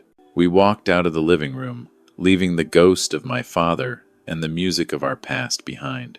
We walked out the front door into the bright, blinding autumn heat. We climbed into the old truck. The cab smelled of stale coffee and gasoline, a stark, visceral contrast to the lavender-scented air of the mansion we had just left. I started the engine. It coughed, sputtered, and then roared to life with a defiant growl, a rumble that vibrated through the worn seats. Candace stood in the doorway, framed by the massive oak columns of the portico. She looked like a queen surveying her newly conquered lands, an empress of a hollow empire. She waved a tiny, mocking flutter of her fingers. "Goodbye, boys," she called out, her voice carrying clearly in the crisp air. "Don't be strangers." She paused, a smirk playing on her lips. "Actually, do. It's better for everyone, really." I put the truck in gear. I didn't wave back. I didn't flip her off, though the urge was strong, a primal impulse I suppressed with iron will. I just looked at her one last time. I looked at the house she was so proud of. I looked at the land she was standing on. Ethan was crying silently in the passenger seat, looking out the side mirror as his childhood home receded into the distance, shrinking with every mile. I reached over and squeezed his knee. "Don't look back, Ethan," I said, my voice firm. "We are not going that way. We are moving forward." The heavy iron gates of the estate swung shut behind us with a final, metallic clang, a sound of absolute finality, severing us from our past. We were out. We were, in a sense, homeless. We were stripped of our status, our luxury, our comfort. To the world, we were losers, driving a rust bucket of a truck away from a palace, a tragic spectacle for the gossiping eyes of the Hamptons. But as I turned onto the Montauk Highway, Merging into the stream of traffic, the ordinary people living ordinary lives, I felt a strange, almost electric vibration in my chest. It wasn't panic. It was anticipation. I glanced at the digital clock on the dashboard. It was 11 a.m., 13 hours. 13 hours until midnight. 13 hours until the calendar turned. 13 hours until the 25-year ground lease on the land beneath Candace's feet, the land for both the Sag Harbor estate and the Boston condo, quietly, irrevocably expired. She was standing there in her silk caftan, drinking her sparkling water, planning her opulent parties, surrounded by her stolen treasures, completely oblivious. She thought she was the queen of the castle. She didn't know she was merely a squatter on borrowed time. I muttered under my breath, low enough that Ethan, with his headphones still pulled tight over his ears, couldn't hear me over the rumble of the engine. "Enjoy it, Candace. Enjoy the view, enjoy the marble, enjoy the silence, because tomorrow the ground is going to open up and swallow you whole. And I hope you're wearing comfortable shoes when it happens." I pressed the accelerator. The old truck groaned, a protest from its ancient engine, but moved forward, carrying us away from the past and toward a future that was going to be very, very interesting indeed. We had left paradise, yes, but we had packed the detonator in our pocket. The apartment complex was called the Palms, a cruel irony given there wasn't a single palm tree in sight. Instead, there was just a vast, cracked expanse of asphalt, shimmering with heat haze and a few dying, dusty bushes that smelled vaguely of cat urine. It was located 20 miles inland, in a neighborhood where the houses had bars on the windows, and the convenience stores kept the cashier behind thick, bulletproof glass. We pulled into the parking lot, the old engine of the truck finally dying with a shuddering rattle, a sound like a death rattle. I looked up at the building. It was a utilitarian beige stucco box, stained with decades of smog and urban neglect. Unit 2. B was ours. 2 bedrooms, 1 bath, and 600 square feet of cramped, uninspiring living space.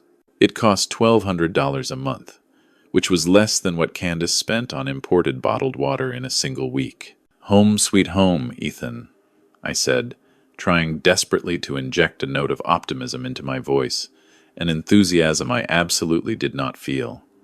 Ethan didn't answer.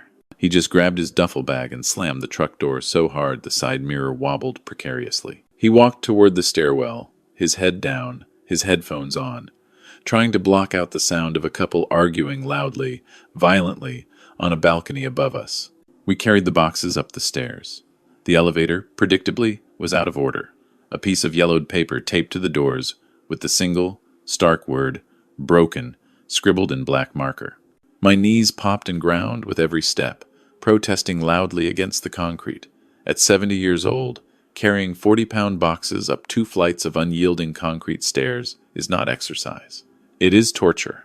But I did it. I carried box after box, sweating through my shirt, my breath coming in short, sharp gasps, the muscles in my back screaming in protest. When we finally got everything inside, the apartment was stiflingly hot, a stagnant pocket of humid air.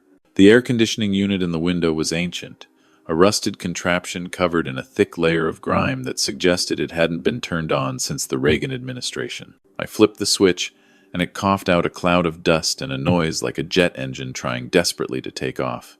But the air that emerged was barely lukewarm. Ethan dropped his duffel bag in the center of the living room. The carpet was a shade of institutional brown that was designed, I presumed, to hide stains, but failed utterly to conceal the numerous cigarette burns near the door. The walls were thin, incredibly thin. We could clearly hear the muffled thumping of a stereo from the unit next door, and the insistent, heartbreaking sound of a baby crying from the unit below. Ethan looked around, his gaze sweeping over the grim reality of our new surroundings. He looked at the peeling paint on the ceiling, at the cracked plaster. He looked at the kitchen, which was a galley so narrow you couldn't open the oven and the fridge at the same time. He looked at the single window, which offered a breathtaking view of a brick wall and an overflowing dumpster. "This is it?" he asked, his voice flat, dead, completely devoid of any life. "This is where we live now?" "It is temporary, son," I said, wiping the sweat from my forehead with a handkerchief, trying to reassure him, to reassure myself. Just until we get settled. Just until the dust settles. Until things calm down. He turned to look at me, and for the first time since we left Sag Harbor, the profound sadness in his eyes was replaced by a white-hot, incandescent anger. Temporary, he repeated. The words spat out like a curse. Dad, look at this place. It's a dump. It smells like mold and old soup. We had a mansion this morning. We had a beach, a lake, endless views, and now we are here. Why? Why are we here? I walked to the kitchen sink to get a glass of water. I turned the handle. The faucet groaned, a rusty protest, and a stream of brown water sputtered out, followed by a steady, rhythmic drip that echoed loudly in the small space. Drip, drip, drip. I told you, Ethan, I said, watching the water run until it finally turned clear. A small victory in a sea of defeat. I made a deal. I had to give her the assets to get full custody. It was the price of freedom. Your freedom, Ethan laughed then, a harsh, bitter sound that didn't belong in the throat of a 16-year-old boy, a laugh born of pain and disillusionment. The price of freedom? He mocked, his voice laced with venom. No, Dad, it was the price of you being a coward. You, Arthur Maxwell, the man who built half the city. I stiffened. I turned off the tap, the dripping sound mercifully ceasing for a moment, and faced him. I am not a coward, Ethan. Yes, you are, he shouted, his hands balling into fists at his sides, his body trembling with raw emotion. You are Arthur Maxwell. You built half of Long Island. You're a billionaire. Or you were. You let her walk all over you. You let her take everything. You let her take my piano. You let her kick us out like we were garbage. And you didn't even fight. You just signed the papers and thanked her for the privilege. He was shaking now, tears streaming down his face again. But this time they were tears of pure, unadulterated rage. Why do we have to live like this? He screamed, gesturing wildly at the moldy walls, at the dingy surroundings. You have money, Dad. I know you have money. Why are we playing poor? Why are we punishing ourselves? Is it some kind of lesson? Are you trying to teach me character? Because I don't want character, Dad. I want my home. I want my life back. I couldn't tell him.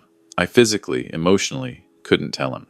If I told him now, in this moment of raw, adolescent fury, if I told him that I still had millions, hundreds of millions, stashed in offshore accounts and blind trusts, if I told him that this squalid apartment was just a stage set, a meticulously crafted illusion for the final, devastating act of my revenge, he might slip.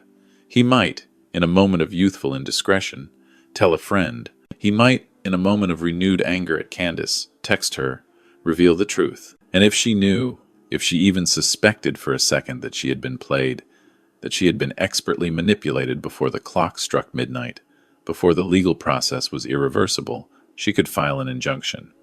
She could claim fraud. She could stop the eviction. And then everything, all the years of patient planning, all the sacrifices, would be for naught. So I had to swallow his anger. I had to let him think I was weak. I had to let him hate me for a little while longer. It is complicated, Ethan, I said softly, my voice carefully modulated to convey a weary resignation. Liquid assets are tight right now. The divorce froze a lot of things, entangled everything. We have to be careful. We have to be frugal. Frugal? He spat the word out like poison, like a bitter taste in his mouth. This isn't frugal. This is pathetic. She won, Dad. Don't you see that? She is in our house, drinking her expensive wine, laughing at us, celebrating her victory, and we are here, listening to the neighbors fight. She won, and you let her win because you were too scared to stand up to her. He picked up a cardboard box, his box of cherished books, and threw it across the room. It hit the thin drywall with a heavy thud and split open, spilling his beloved novels across the dirty carpet. Their pages splayed like broken wings. I hate you, he whispered, his voice breaking, tears streaming down his face. I hate her for leaving, but I hate you for letting it happen. You are supposed to be the strong one. You are supposed to be the protector, but you are just a weak old man. He turned and stormed down the short hallway to the second bedroom. He slammed the door so hard the pictures I hadn't even hung yet rattled violently in their boxes. I stood alone in the center of the living room. The silence that followed his outburst was worse, far worse, than the shouting. I could hear his muffled sobs through the thin drywall. Every sob was a knife twisting in my chest, a fresh wound. To be called a coward by your own son, to see the profound disappointment, the utter disillusionment in his eyes. It was a price higher than any check I had ever written, a cost far greater than any financial loss. I walked to the window and looked out at the alley. A stray cat, thin and scraggly, was picking through the garbage in the dumpster, a solitary, desperate scavenger. I felt a strange kinship with it, a fellow survivor, scavenging for scraps of hope, for survival, in a world that didn't care. I was hungry. I hadn't eaten since the toast I didn't finish that morning, a lifetime ago. I walked to the small refrigerator we had brought with us. It was empty except for a pack of bologna, a loaf of cheap white bread, and a jar of mustard I had bought at a gas station on the way here. I took out 2 slices of bread. They were dry, almost stale. I peeled the red plastic casing off a slice of bologna. I spread the yellow mustard with a plastic knife, because we hadn't unpacked the silverware yet. I stood at the counter and ate the sandwich. It tasted of salt and preservatives and the bitter, metallic tang of poverty. Drip, drip, drip. The kitchen faucet was still leaking. It was a small thing, a washer that had worn out, a seal that had broken, but in the oppressive silence of the apartment, it sounded like a relentless drumbeat, a mocking rhythm of defeat. It was the sound of neglect. It was the sound of a life falling apart. I put the half-eaten sandwich down. I couldn't swallow it. I walked over to the toolbox I had brought in from the truck. It was an old red metal box, heavy and scratched, scarred with decades of honest work. The same one I had used when I started my first construction business 45 years ago. I opened it, and the familiar, comforting smell of oil and metal wafted up, a scent that instantly reminded me of who I used to be, of my roots, of my true self. Before the suits, before the boardrooms, before the billions, I was a man who built things. I was a man who fixed things. I took out a wrench and a screwdriver. I walked to the sink. I didn't call a plumber. I didn't call a superintendent. I knelt down on the linoleum floor, my old knees protesting loudly against the hard, unforgiving surface. I crawled under the cabinet, into the dark, cramped, tight space beneath the sink. I turned off the water valve. I disassembled the faucet. I found the worn-out washer. It was brittle and cracked, just like my marriage, just like my heart. I replaced it with a spare I kept in the box, a small, unassuming piece of rubber that held immense power. I tightened the nuts. I checked the seals. My hands were covered in grease, stained with the grime of the broken fixture. My back ached, a persistent, throbbing pain. I was 70 years old, and I was lying on the floor of a cheap, anonymous apartment, fixing a plumbing fixture that wasn't even mine. But as I worked, as my hands moved with the familiar rhythm of repair, the noise in my head quieted, the excruciating pain in my chest eased. Just a fraction, a tiny release. This was a problem I could solve. This was something broken that I could make whole again. I crawled out from under the sink and turned the water back on. The stream was steady. I turned the handle off. Silence. No drip, no leak. It held. I washed my hands in the sink, scrubbing the grease from my knuckles with harsh dish soap. I looked at my reflection in the dark window glass. I looked tired. I looked old. I looked exactly like the beaten man Candace thought I was. But as I dried my hands on a paper towel, I glanced at my watch. 6:00 p.m. 6 hours left. Ethan was crying in his room, thinking his life was over. Candace was likely drinking champagne in Sag Harbor, thinking her life had just begun. A new, glorious chapter. And I was here, eating bologna and fixing pipes. Let them think I am broken, I thought. Let them think I am weak. Let Ethan hate me for a night. It will make the redemption that much sweeter. I turned off the kitchen light, leaving myself in the comforting darkness. I sat down on one of the unopened boxes and waited. I was good at waiting. I had waited 20 years for the market to turn. I had waited 10 years to buy the right parcel of land. I could wait 6 hours for the axe to fall. The ground beneath Candace's feet was already trembling. She just couldn't feel it yet. But soon, very soon, she would feel nothing else. 2 weeks of living in the apartment had turned my hands rough and my patience thin. The faucet was fixed, a small testament to my enduring practical skills. But the walls still smelled of despair, of stale lives and broken dreams. And every morning, I woke up to the quiet, heartbreaking sound of Ethan trying to be unobtrusive in the kitchen, making instant oatmeal with water because we were still carefully rationing the milk, a necessary pretense of poverty. It was a performance, a necessary theater of privation, but that didn't make the daily reality of it any less grinding, any less emotionally taxing. I needed to maintain the illusion of total defeat, just a little longer. The deception had to be absolute. I decided it was time to make an appearance in my old world, to show my face in the lion's den. I put on my best suit. It was a charcoal gray Italian cut that used to fit me like bespoke armor, a second skin of power. But now it hung a little loose on my frame after weeks of stress and deliberately skipped meals. I drove the rusted Ford truck to the Sag Harbor Yacht Club. It was the kind of place where multi-million-dollar deals were casually made over lobster thermidor, where the clinking of crystal glasses punctuated whispers of high finance. And the valet parking cost more than my current weekly grocery budget. I was meeting Councilman David Chen, a city zoning commissioner I had known, and at times done battle with, for 30 years. He was one of the few people who still returned my calls after the news of the divorce settlement, the spectacular capitulation, hit the Hamptons grapevine. The valet, a young man with a perfectly coiffed haircut and an air of practiced disdain, looked at my truck with open contempt. He hesitated before taking the keys, as if he was afraid the rust might be contagious, might soil his immaculate white gloves. I handed him a $5 bill, which was all I had in my pocket, a symbolic gesture rather than a practical one, and walked inside. The air conditioning hit me like a wall of money, a blast of chilled, expensive air.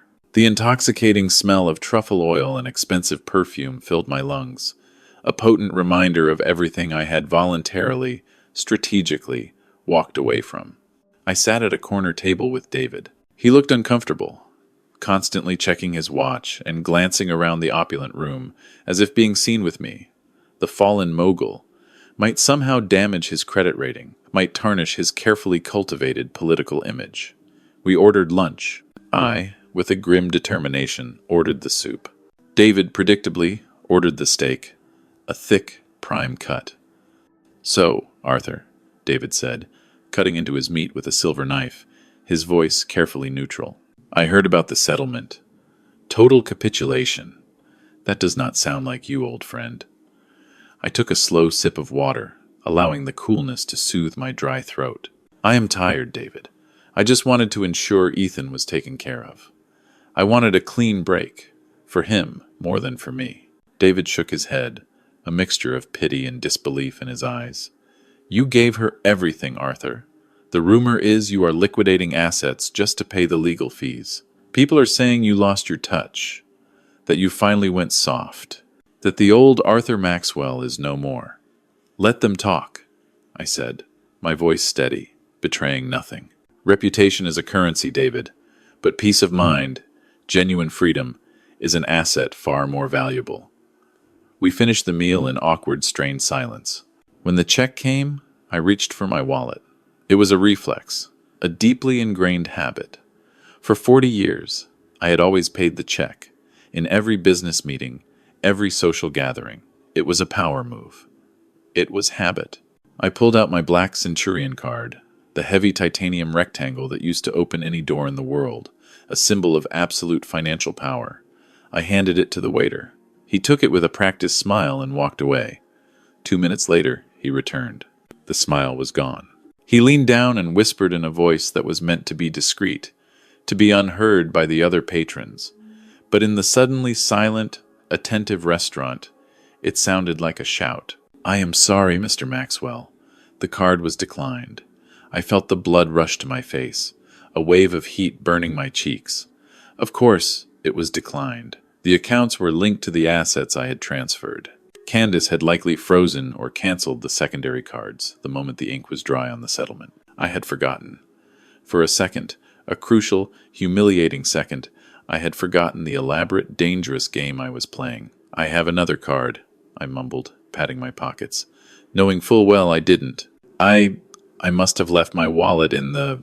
Don't bother, Arthur. The voice came from directly behind me. It was sharp, amused, and chillingly familiar. I froze. The restaurant, which had moments ago been a murmur of polite conversation, seemed to go utterly silent, every eye now fixed on me. I turned around, slowly. Candace was standing there. She looked radiant, impossibly vibrant, glowing with an inner satisfaction that was almost blinding. She was wearing a new Chanel dress that I knew cost at least $6,000. Her hair was lighter, freshly highlighted, her skin glowing with expensive treatments, with the joy of profound, undeserved victory. She looked like a woman who had just won the lottery, which, essentially, she had.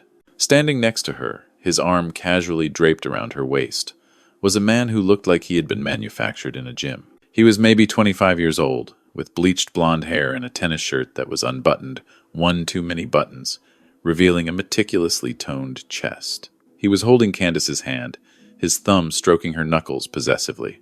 This was Chad, the fitness coach, the man she was spending my fortune on. Candace looked at the waiter, then at me. Her eyes were dancing with a cold, malevolent amusement, pure malice. "Put it on my tab," she said, waving her hand dismissively, a casual, imperious gesture. My ex-husband, is having a bit of a liquidity crisis, it seems. A temporary setback. The waiter looked deeply uncomfortable. "Yes, Mrs. Dubois, thank you." She turned her gaze back to me. She looked me up and down, taking in the loose suit, the tired eyes, the gray stubble on my chin that I hadn't bothered to shave that morning. She stepped closer, bringing a cloud of her familiar, cloying perfume with her, which now, to my senses, smelled like mockery. "You look terrible, Arthur," she said, her voice loud enough for all the tables nearby to hear, for all my old acquaintances to witness my humiliation. "I heard you are living in some squalid apartment complex inland. Is that true? Did you really lose everything?" I stood up, slowly, trying desperately to maintain a shred of my dignity, the last vestiges of my former self. "I am fine, Candace," I said, my voice steady, though my heart was hammering. "Thank you for lunch. I will pay you back." She laughed, a brittle, triumphant sound, and Chad, the fitness coach, laughed with her, a hollow, sycophantic echo. "Don't be silly," she said, reaching out a perfectly manicured hand and patting my cheek, a gesture of patronizing contempt. "Consider it charity, a donation to the poor. Honestly, Arthur, it is pathetic. You used to be a titan. Now look at you. You can't even buy a bowl of soup." The restaurant was deadly quiet now. Everyone was watching. My old business partners, my social acquaintances, the people who used to beg for my time, for my advice, for my investment. They were all watching the old lion being kicked, openly humiliated by the hyena. I looked at her hand on my face. I looked at the boy toy she had bought with my money. I looked at the smug, undeniable satisfaction in her eyes. She thought this was the victory lap. She thought this was the moment she crushed me completely, utterly, irrevocably. I stepped back, breaking her condescending touch. "You are very generous, Candace," I said, my voice like ice, utterly devoid of any warmth. "Enjoy your lunch. Enjoy your victory." I turned to David Chen. "I am sorry about this, David," I said. David didn't look at me. He was staring intensely at his half-eaten steak, suddenly finding it the most interesting object in the universe. "No problem, Arthur," he mumbled, his voice low. "Good luck." I walked out of the dining room. I could feel their eyes on my back, 1,000 burning pinpricks. I could hear the whispers starting, the low, triumphant laughter rippling through the room like a cold wave. I walked past the host stand, past the bar where people turned to stare. I walked out into the bright, blinding sunlight of the valet stand, feeling the harsh judgment of the world. The valet, now with a look of undisguised pity, brought my rusted truck around. It sputtered and backfired, a loud gunshot sound that made a woman waiting for her, Mercedes, jump in alarm. I climbed inside. The seat was hot. The air was stale, thick with the smell of old coffee and forgotten dreams. I sat there for a moment, gripping the steering wheel until my knuckles turned white, until the raw, burning humiliation in my chest felt like acid. To be pitied, to be openly laughed at, to have my ex-wife pay for my meal with my own money, while her preening young lover watched, a smirk on his face. It was a level of degradation I had never, ever experienced in my long, eventful life. But then I took a deep, shuddering breath. I let the anger settle. I let it crystallize into something cold, hard, and utterly resolved. She had just confirmed everything. She was arrogant. She was careless. She was so busy enjoying her public display of power, so consumed by her shallow victory, that she wasn't watching her feet. She was spending money she didn't technically have, on credit lines secured by assets she didn't fully control. She was dancing on the edge of a precipice, entirely oblivious. I reached into the glove compartment and pulled out the burner phone. It was a cheap, disposable device, untraceable and secure, a tool of silent, precise warfare. I powered it on. I dialed a number I had memorized weeks ago. It rang once. "Yes," a voice answered, crisp and professional. It was Mr. Davis, the trustee. I looked back at the restaurant entrance. I could see Candace and her fitness coach, Chad, walking in, laughing, their heads thrown back like royalty, entering their court.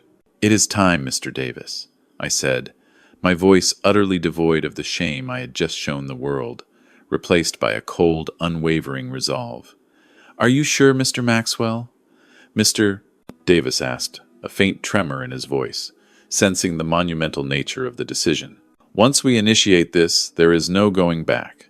The notices will be filed with the county clerk immediately. The liens will be activated. The freeze on the ground assets will be absolute." I watched the valet parking a brand new Ferrari, its red gleam a symbol of the superficial wealth Candace craved. "She just paid for my lunch, Mr. Davis," I said, my voice flat. She called it charity. "I understand," Mr. Davis said, a new, steely resolve in his tone. "Initiating Phase 2. The eviction notices for the Sag Harbor property and the Boston condo will be served within the hour. The tax lien transfer notices for the land usage will follow by courier, as stipulated in the Phoenix Trust." "Good," I said. "And Mr. Davis?" "Yes, sir?" "Make sure the process server knocks loudly. I want her to hear it over the sound of her own voice. I want her to hear the knock of reality." I hung up the phone and snapped it shut, breaking the connection. I threw it onto the passenger seat. I put the truck in gear and pulled out into traffic, away from the glittering, cruel facade of the yacht club. The humiliation was gone. The shame was gone. All that was left was the cold, mechanical ticking of a clock that had just run out of time. Candace thought I was pathetic. She thought I was finished, a broken old man. She didn't know that I was just the distraction. The real show was about to start, and the admission price was going to cost her everything she had. Back in the suffocating quiet of the apartment, I did not sleep. The humiliation at the restaurant, the public degradation, had settled into a cold, hard knot in my stomach. But it was not fear. It was fuel. It was the precise, burning energy I needed for the final act. I waited until Ethan's breathing in the next room evened out into the heavy, profound rhythm of teenage sleep before I knelt down beside the stack of unopened boxes in the corner. Candace had supervised the packing with the keen eye of a vulture looking for carrion. But she had only been looking for things that glittered, for items of obvious, immediate value. She wanted the silver, the crystal, the first editions of classic literature, the obvious displays of wealth. She had completely ignored the battered gray metal lockbox that I had kept securely under my desk for 25 years, a silent sentinel of my deepest secrets. To her, it would have looked like nothing more than a container for old tax receipts or dusty warranty manuals, the boring detritus of a businessman's life. To me, it was the nuclear football, the ultimate weapon. I pulled the heavy box onto the linoleum floor.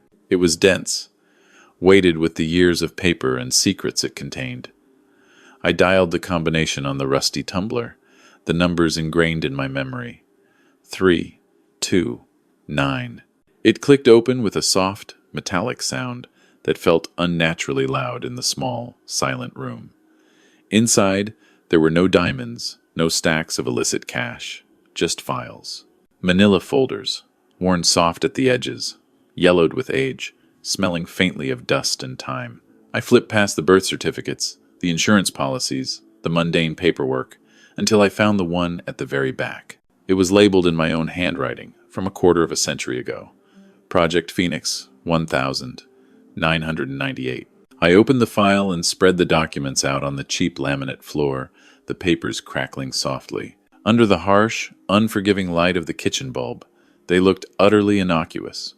Just pages of dense legal jargon, architectural surveys, and complex financial schematics. But as I traced the intricate lines on the site maps, outlining the Sag Harbor estate and the Boston condo, I felt a surge of the old power returning, a familiar, potent energy flowing through my veins. I was not just a 70-year-old man eating bologna sandwiches in a cheap apartment. I was Arthur Maxwell, the man who had reshaped the zoning laws of this city, the man who built empires from nothing. 25 years ago, after my first marriage had dissolved, taking half my net worth with it in a messy, painful divorce that left me raw and disillusioned, I made a silent vow. I swore that no one ever again would take my foundation. I realized then, with a painful clarity, that ownership was merely an illusion if you didn't ultimately control the ground, the very earth beneath your feet. So, I had engaged in a complex and exceptionally aggressive restructuring of my entire property portfolio. I created a bifurcated ownership model. It was a strategy usually reserved for commercial skyscrapers, for massive industrial parks, or even for mobile home parks, where the tenant owns the structure but not the land it sits on. It was almost unheard of for luxury residential estates, a highly unconventional, some would say diabolical, approach. I picked up the trust deed. It was a beautiful, elegant piece of legal engineering, a testament to foresight and meticulous planning. In 1998, I had transferred the physical land, the dirt, the sand, the bedrock of the Sag Harbor estate, and the footprint of the Boston condo building into an irrevocable trust. The trust was named the Ethan Maxwell Future Trust. I had appointed a corporate trustee, Mr. Davis at First National Bank, to manage it, effectively removing the land from my personal assets, shielding it from any future personal claims, any future divorce settlements. Then, my personal holding company, which owned the physical houses themselves, the wood, the glass, the marble, the very structures, signed a 99-year ground lease with the trust. But there was a clause, a cleverly concealed poison pill, buried deep on page 47, section C, paragraph 4. It stated that in the event of a transfer of ownership of the physical structure to any party other than a blood descendant, a direct heir of Arthur Maxwell, the ground lease would automatically terminate, not in 99 years, but at midnight, on the date of transfer, unless explicitly renegotiated at current market rates. Candace had the house. She had the deed to the structure, but she didn't own the sand it stood on. She was, essentially, a tenant who had just bought a very expensive tent on someone else's campground, and she hadn't paid the rent in 25 years. I looked at the date on the settlement agreement I had signed yesterday. The clock started ticking the very moment the judge stamped those papers. "Dad, what are you doing?" I looked up sharply. Ethan was standing in the doorway, rubbing sleep from his eyes, a faint, groggy figure. He looked at the papers spread out on the floor, an intricate map of a war he didn't yet understand. "Just working, son," I said, gathering the papers quickly, almost instinctively, back into the folder. "Just checking some old records? Nothing important." He walked over, his bare feet padding softly on the linoleum, and picked up one of the site maps. It showed the property line of the Sag Harbor estate, the precise boundaries of our old home. "Is that the house?" he asked, his voice tight, a flicker of pain in his eyes. "It is," I said, my voice carefully neutral. "Why do you have it?" Ethan asked, dropping the paper as if it burned him, as if it were a poisonous thing. "It's hers now. We don't live there. We're never going back." "Why torture yourself, Dad?" I looked at him. I looked at the confusion, the hurt, the profound disillusionment in his face. I wanted to tell him. I wanted to scream the truth, to relieve him of his burden, to show him that I wasn't weak, wasn't a coward. But I couldn't. Not yet. The element of surprise was the only leverage we had, the only thing protecting us. I am not torturing myself, Ethan, I said, standing up and placing the file carefully back in the metal box. I am just making sure the paperwork is in order. Sometimes, son, the things people throw away, the things they discard as worthless, are the most valuable things of all. Go back to bed. Tomorrow is going to be a very busy day. He looked at me skeptically, a young man grappling with a mystery he couldn't fathom, but he was too tired, too emotionally drained, to argue. He shuffled back to his room. I waited until his door clicked shut. Then I grabbed my jacket and the metal box. I needed to make a delivery. I drove the old truck through the sleeping city. The streets were empty, save for the occasional taxi, the streetlights reflecting off the hood like scattered diamonds. I pulled into the parking lot of a 24-hour diner near the airport. It was the kind of place where truck drivers and shift workers ate greasy pie and drank bottomless coffee at 3 a.m, a timeless haven for the weary. In the back booth, a man was waiting for me. He was older than me, with skin like parchment paper, lined with the wisdom of decades, and a meticulously pressed suit that looked like it was from another era, a relic of impeccable taste. He was drinking Earl Grey tea, stirring it slowly, and reading a newspaper with a magnifying glass, his eyes sharp and focused. This was Mr. Davis, the trustee. He had been my personal banker and a confidant for 40 years. He knew where everybody was buried, because, in many cases, he had dug most of the holes himself. I slid into the booth opposite him. I didn't say hello. I just placed the heavy metal box on the table between us. Mr. Davis looked at the box, then at me. His eyes, clear and sharp behind his thick spectacles, held a hint of concern. "You look like hell, Arthur," he said, his voice raspy, dry as old leaves. "I feel like hell, Mr. Davis," I replied, a grim smile touching my lips. "But I am waking up." Mr. Davis nodded, a slow, deliberate movement. He tapped the box. "Is this it?" "This is it," I said. "The Phoenix file. The final stage." Mr. Davis opened the box and carefully took out the trust documents. He didn't need to read them. He had drafted them with me, meticulously, painstakingly, 25 years ago. He ran his hand over the yellowed paper, a gesture like he was greeting an old friend. "I received the electronic notification of the title transfer from your lawyer this afternoon," Mr. Davis said, his voice calm and professional. "The deed to the Sag Harbor residence and the Boston unit has been recorded in the name of Candace Dubois." I nodded, signaling the waitress for another coffee. "It is done, then. It is done." Mr. Davis confirmed. According to the bylaws of the trust, the transfer of the improvement to a non-blood descendant triggered the termination clause of the ground lease. The lease expired, technically, at the moment of recording. However, we have a 24-hour grace period for official notification, as per standard legal practice. I checked my watch. It was 3:00 a.m. "That gives us 21 hours, I said. Mr. Davis pulled a folder from his briefcase, a worn leather case that seemed to hold the secrets of the financial world. He opened it, revealing a stack of legal notices printed on heavy bond paper. They were eviction notices, stark and unambiguous, demands for back rent and tax indemnification. "I have taken the liberty of calculating the current market value of the ground rent," Mr. Davis said, pushing a meticulously prepared spreadsheet toward me. "Sag Harbor lakefront property has appreciated significantly since 1998, as you well know. Based on the square footage and the exclusivity of the location, the fair market rent for the land alone is $60,000 a month." I looked at the staggering number. $60,000. It was a brutal, overwhelming sum. "And the taxes?" I asked.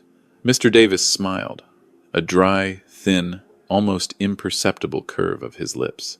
"Under the triple net terms of the original lease, the tenant is responsible for all property taxes on the land. Since you were both the tenant and, effectively, the landlord through your holding company, you paid them.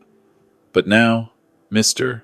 Maxwell, the tenant is Candace Dubois, and since the lease has been legally terminated due to a breach of transfer terms, the trust is entitled to claw back the last 10 years of property taxes as a penalty for the lease violation, as stipulated in the original agreement." I looked at the terrifying total at the bottom of the page. $500,000 in back taxes immediately due, plus the first month's rent. plus a security deposit equivalent to 3 months' rent. I calculated aloud. She will owe the trust nearly $750,000 by midnight tomorrow. And if she cannot pay? Mr. Davis said, closing the folder with a soft snap, his voice calm, utterly matter-of-fact. The trust has the legal right to seize the improvements. The house, the furniture, the garage, the pool, everything on the land. To satisfy the debt. It is a mathematical certainty, Mr. Maxwell. She doesn't have the money, I said, a grim satisfaction in my voice. I gave her $2 million, but she has likely already spent half of it on paying off her own debts, on deposits for her new life, on frivolous luxuries. She won't have the liquidity to cover this. Not even close. Then she will be evicted, Mr. Davis said simply, his voice echoing the cold, immutable truth of the law. I took a sip of the black coffee. It was bitter and hot, but it fortified me. Serve her, Mr. Davis, I said. Serve her at 1 minute past midnight. I want her to be sleeping soundly in that bed, thinking she owns the world, when reality, in the form of a knock on the door, comes calling. Mr. Davis nodded. We have a process server on retainer. He is very discreet and very persistent. He will deliver the package to the Sag Harbor address and the Boston address simultaneously, ensuring no escape. I reached across the table and shook Mr. Davis's hand. His grip was surprisingly strong, firm. Thank you, Mr. Davis, for keeping this safe, for keeping this secret, for all these years. Mr. Davis looked at me, his expression softening slightly, a glimmer of profound understanding in his eyes. You built a fortress, Arthur, he said. You just forgot to live in it. Now you are using the bricks to bury your enemies. It is a valid strategy. I stood up, taking the metal box back. It is not about burying her, Mr. Davis, I said, my voice low and resolute. It is about digging my son out. I walked out of the diner, leaving Mr. Davis to his tea and his intricate calculations. The sky was beginning to turn gray in the east, streaked with the first pale hints of dawn. A new day was coming, the day Candace Dubois would find out that gravity is a very harsh mistress. I drove back to the apartment, feeling the vibration of the old engine in my bones, a deep, resonant hum. I wasn't tired anymore. I was electrified, alive with a cold, precise energy. I had given her the rope. I had watched her tie the knot. Now all I had to do was kick the chair away. When I got back to the apartment, Ethan was awake, sitting on the worn couch, staring blankly at the wall, lost in his own world of adolescent despair. Where did you go? He asked, not looking at me, his voice flat. I went to work, Ethan, I said, walking into the kitchen to make him breakfast, the smell of cheap instant coffee filling the air. I went to get our life back. He didn't ask what I meant. He just shook his head and turned away, retreating into himself. He didn't believe me. Not yet. But he would. By tomorrow morning, he would understand everything. I sat down at the small dining table and watched the sun come up over the parking lot. The harsh light hit the peeling paint and the cracked asphalt, making everything look stark and ugly. But for the first time since this nightmare began, the ugliness didn't bother me, didn't sting, because I knew it was temporary. The clock was ticking. Tick, tick, tick. Every second brought Candace closer to the edge of the cliff she didn't even know she was standing on, and I was going to enjoy the fall. The lights of the Sag Harbor mansion were blazing so brightly they probably served as a beacon for ships lost at sea. From where I sat in my darkened truck, parked a quarter-mile down the Montauk Highway, obscured by a copse of trees, I could see the glow radiating into the night sky, a garish, triumphant display. It was the color of burning money. Candace Dubois was not known for subtlety. She was throwing a housewarming party to end all housewarming parties, a lavish coronation ceremony for the self-proclaimed queen of the Hamptons coast. Inside, I knew exactly what was happening. I could picture it with the chilling clarity of a man who had watched her operate, who had funded her every whim for an entire decade. The champagne would be vintage Dom Perignon, flowing like water into crystal flutes, each delicate clink a tiny affirmation of her victory. The music would be loud, a thumping bass line shaking the very floors I had laid myself, the vibrations echoing through the bones of the house I had built. She would be wearing something white, something expensive, something almost bridal, something that screamed manufactured innocence, while she stood in the center of the emotional wreckage she had caused. She would be surrounded by her court. Chad, the fitness coach, would be there, of course, probably wearing a crisp linen suit she had bought him yesterday, his arm draped possessively around her. Her superficial friends from the club, the women who had whispered about me behind my back for years, would be there, drinking my wine and laughing at my expense, delighting in her perceived triumph. They would be toasting her victory, celebrating the liberation of Candace Dubois from the tyranny of her boring, old husband. I checked my watch. It was 11:55 p.m. 5 minutes. 5 minutes until midnight. I imagined Candace raising her glass, her manicured hand gleaming under the crystal chandelier.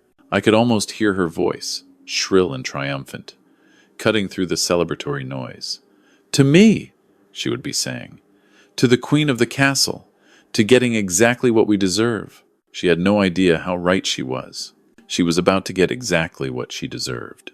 At the service entrance of the estate, a nondescript gray sedan pulled up, its headlights cutting briefly through the darkness. It wasn't a guest. It wasn't a caterer.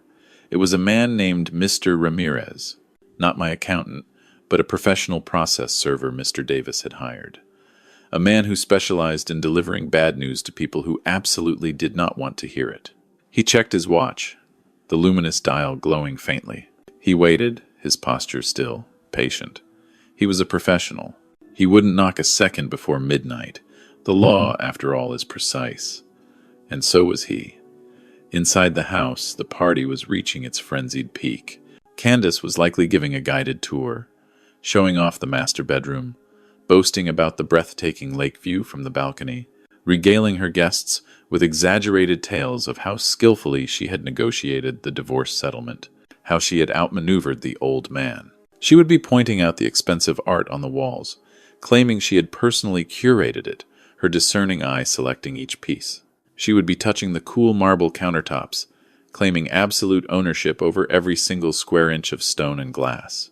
Midnight struck. The 12th chime of the antique grandfather clock in the hall would have been utterly drowned out by the pulsating music, by the raucous laughter.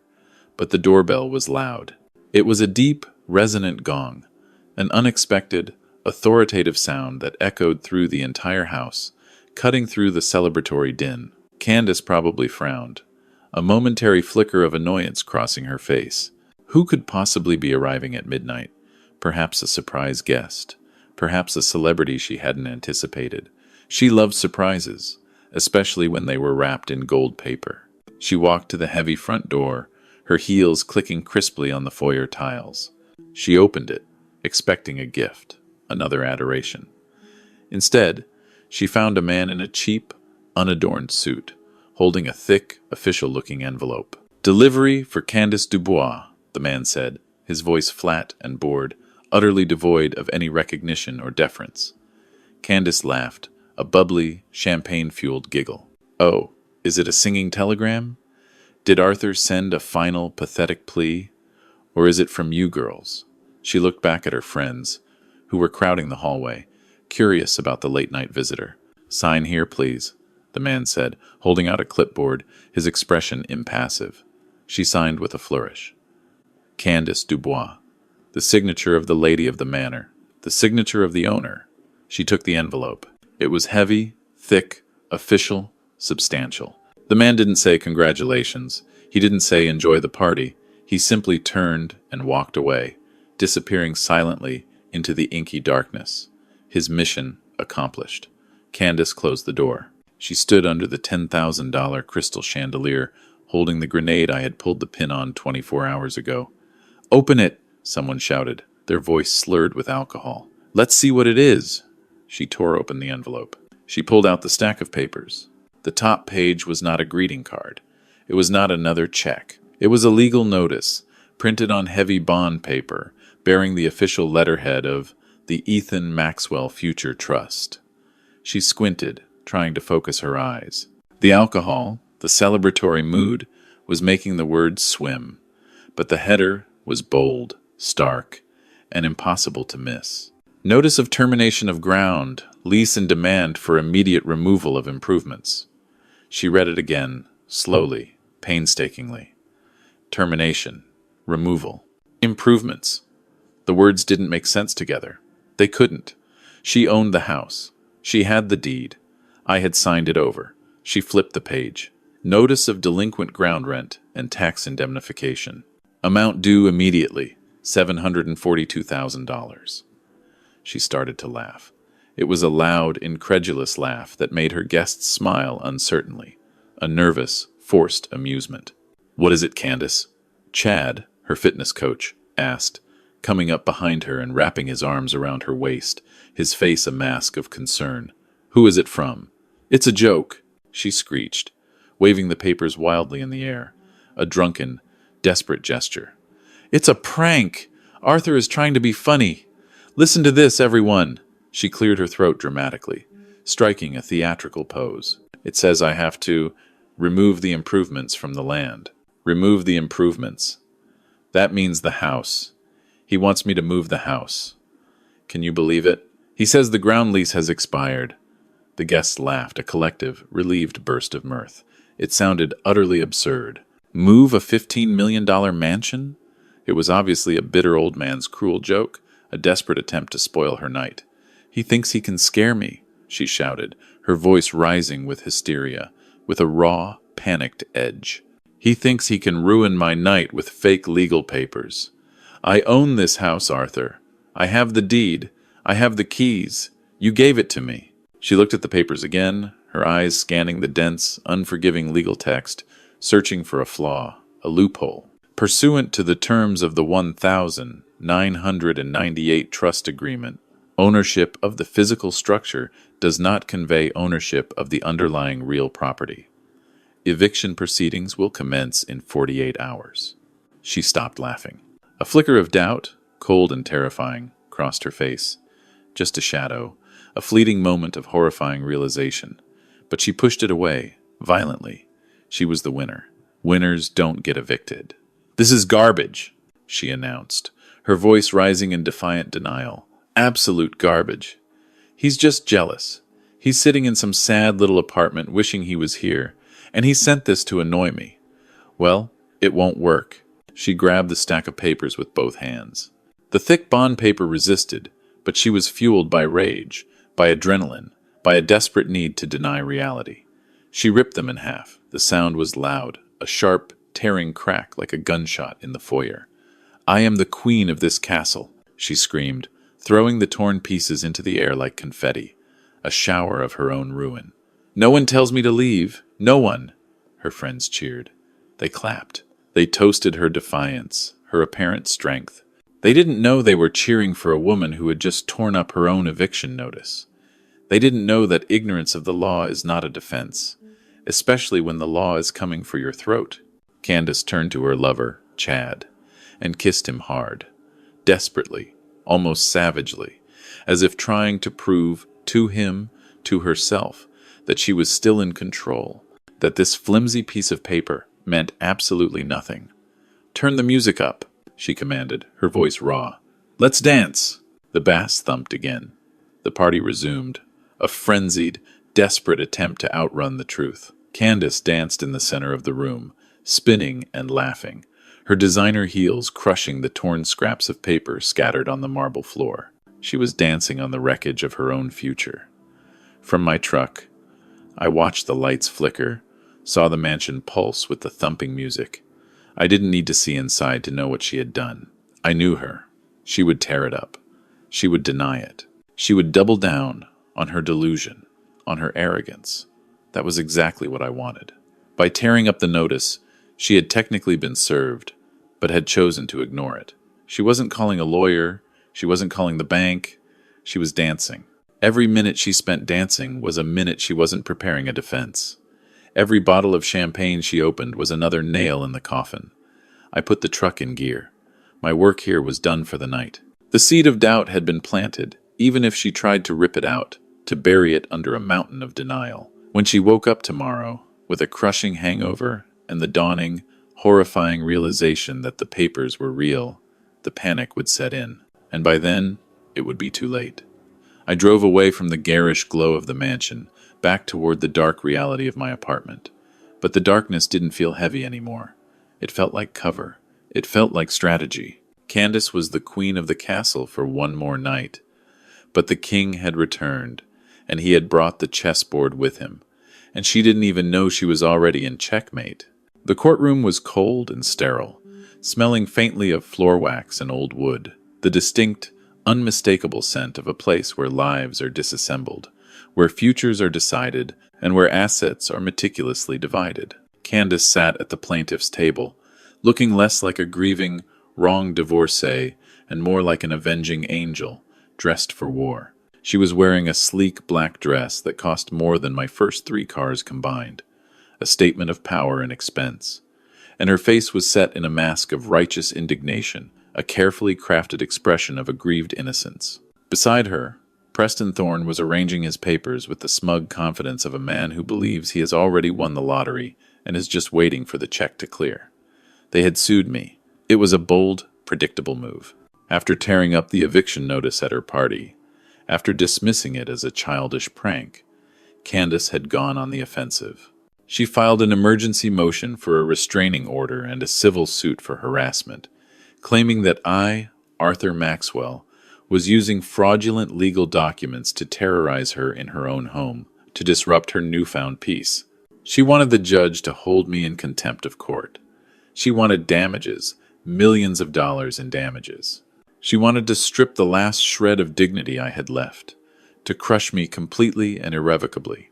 I sat at the defendant's table with Eleanor. We didn't have stacks of files. We didn't have a team of paralegals. We just had the battered metal lockbox from my apartment sitting between us, unassuming and deadly. The judge was a stern, formidable woman named Judge Patterson, who looked like she had absolutely no patience for rich people squabbling over beach houses and petty grievances. She peered over her half-moon glasses at Preston Thorne, her expression severe. "Mr. Thorne," she said, her voice dry, crisp, utterly devoid of any warmth. "You are alleging that the defendant, Mr. Maxwell, has engaged in a campaign of harassment by serving your client with fake eviction notices for a property she legally owns. Is that correct?" Preston Thorne stood up, buttoning his expensive jacket with a practiced gesture. He smiled that sharp, predatory smile. "That is correct, Your Honor. Just 3 days ago, Mr. Maxwell signed a binding settlement agreement transferring full, unequivocal ownership of the Sag Harbor estate and the Boston condo to my client, Mrs. Dubois. We have the signed deeds right here." He gave her the keys. He walked away. And then, in a fit of seller's remorse, or perhaps just sheer, unadulterated spite, he hired a process server to disrupt her housewarming party with these absurd documents, claiming she has no right to be there. It is emotional abuse, Your Honor. It is a desperate, pathetic attempt to claw back what he legally signed away. He walked to the bench and handed the judge the settlement agreement. "Here is the transfer of title, Your Honor, signed by Arthur Maxwell.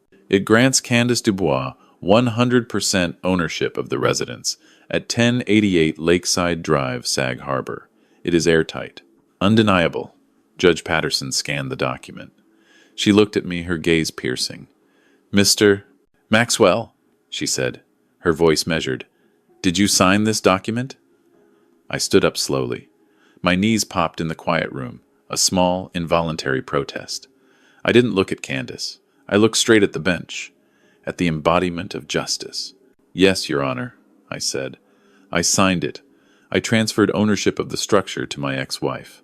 I gave her the house." "Then what is this?" Richard interrupted, waving the torn eviction notice, which Candace had taped back together, in the air, a theatrical flourish. "Why are you sending her eviction notices for a house you admit you gave her?" "Because," I said, my voice rising just enough to cut through his theatrics, to command attention, "owning the house is not the same thing as owning the land it sits on." The courtroom went utterly silent, a collective gasp. Richard frowned. He looked at the deed in his hand, then back at me, a flicker of confusion, then dawning horror, crossing his face. "What are you talking about?" he scoffed, trying to regain his composure, to dismiss my words. "It's real estate.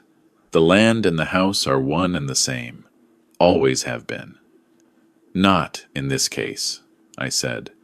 I opened the metal box. I took out the yellowed file from 1998, the Phoenix Project documents. I walked to the bench and placed it next to Richard's pristine papers, a stark contrast of old truth against new deception. Your Honor, if you will look at the document labeled Trust Deed and Ground Lease, you will see that 25 years ago, I legally severed the estate. I transferred the underlying real property, the land itself, into an irrevocable trust called the Ethan Maxwell Future Trust. I did this to protect the asset for my heirs, to ensure its long-term security. Eleanor stood up and handed a copy to Richard. He took it, his hands shaking slightly. He began to read, his eyes darting back and forth across the dense legal text, his face slowly draining of all color. I continued speaking directly to the judge, the entity that owned the physical structure, the house, the pool, the garage, all the improvements, signed a 25-year ground lease with the trust. That lease, Your Honor, contained a specific clause regarding the transfer of the structure. It states that if the structure is transferred to a non-blood relative, the ground lease does not automatically transfer. It terminates. Judge Patterson flipped through the old file, her eyes scanning the pages with remarkable speed. She found the clause. She read it silently, her lips moving slightly, her expression grim. Richard looked up from the paper, his face a mask of utter disbelief, then dawning horror. He looked at Candace, who was staring at him with wide, confused, panicked eyes. "Richard," she hissed, her voice barely audible. "What is he saying? What does it mean?"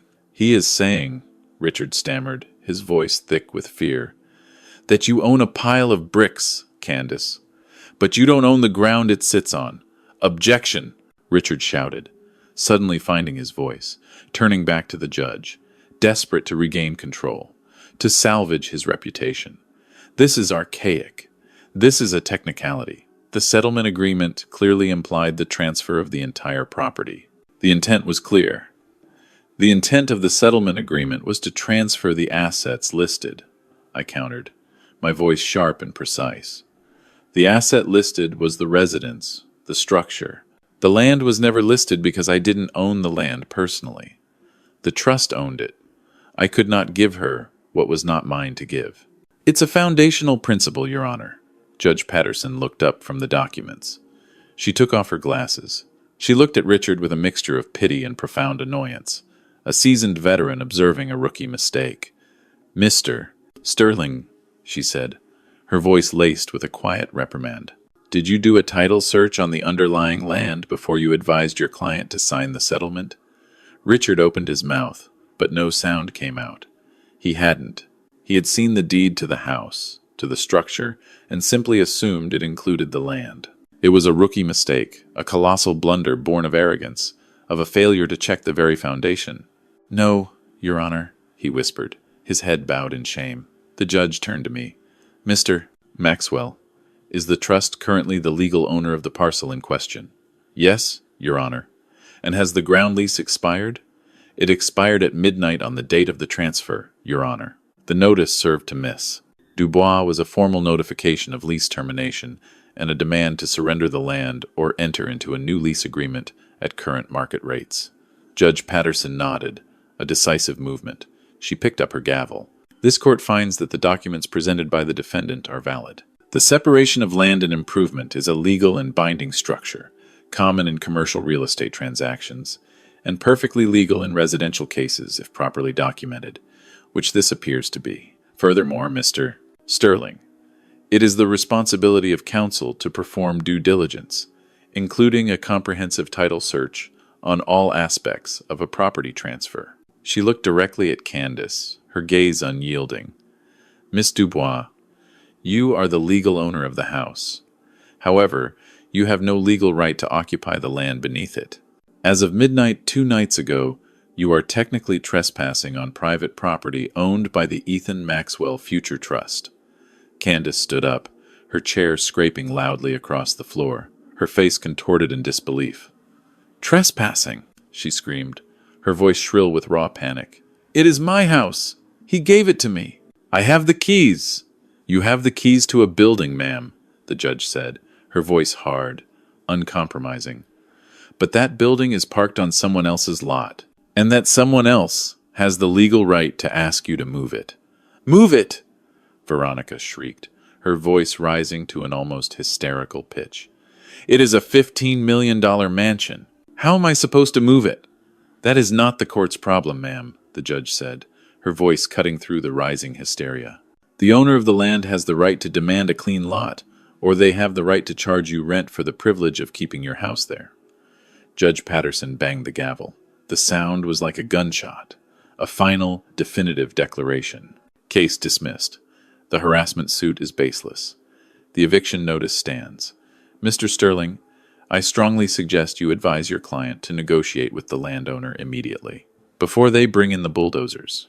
The courtroom erupted in murmurs, a cacophony of hushed whispers and astonished gasps.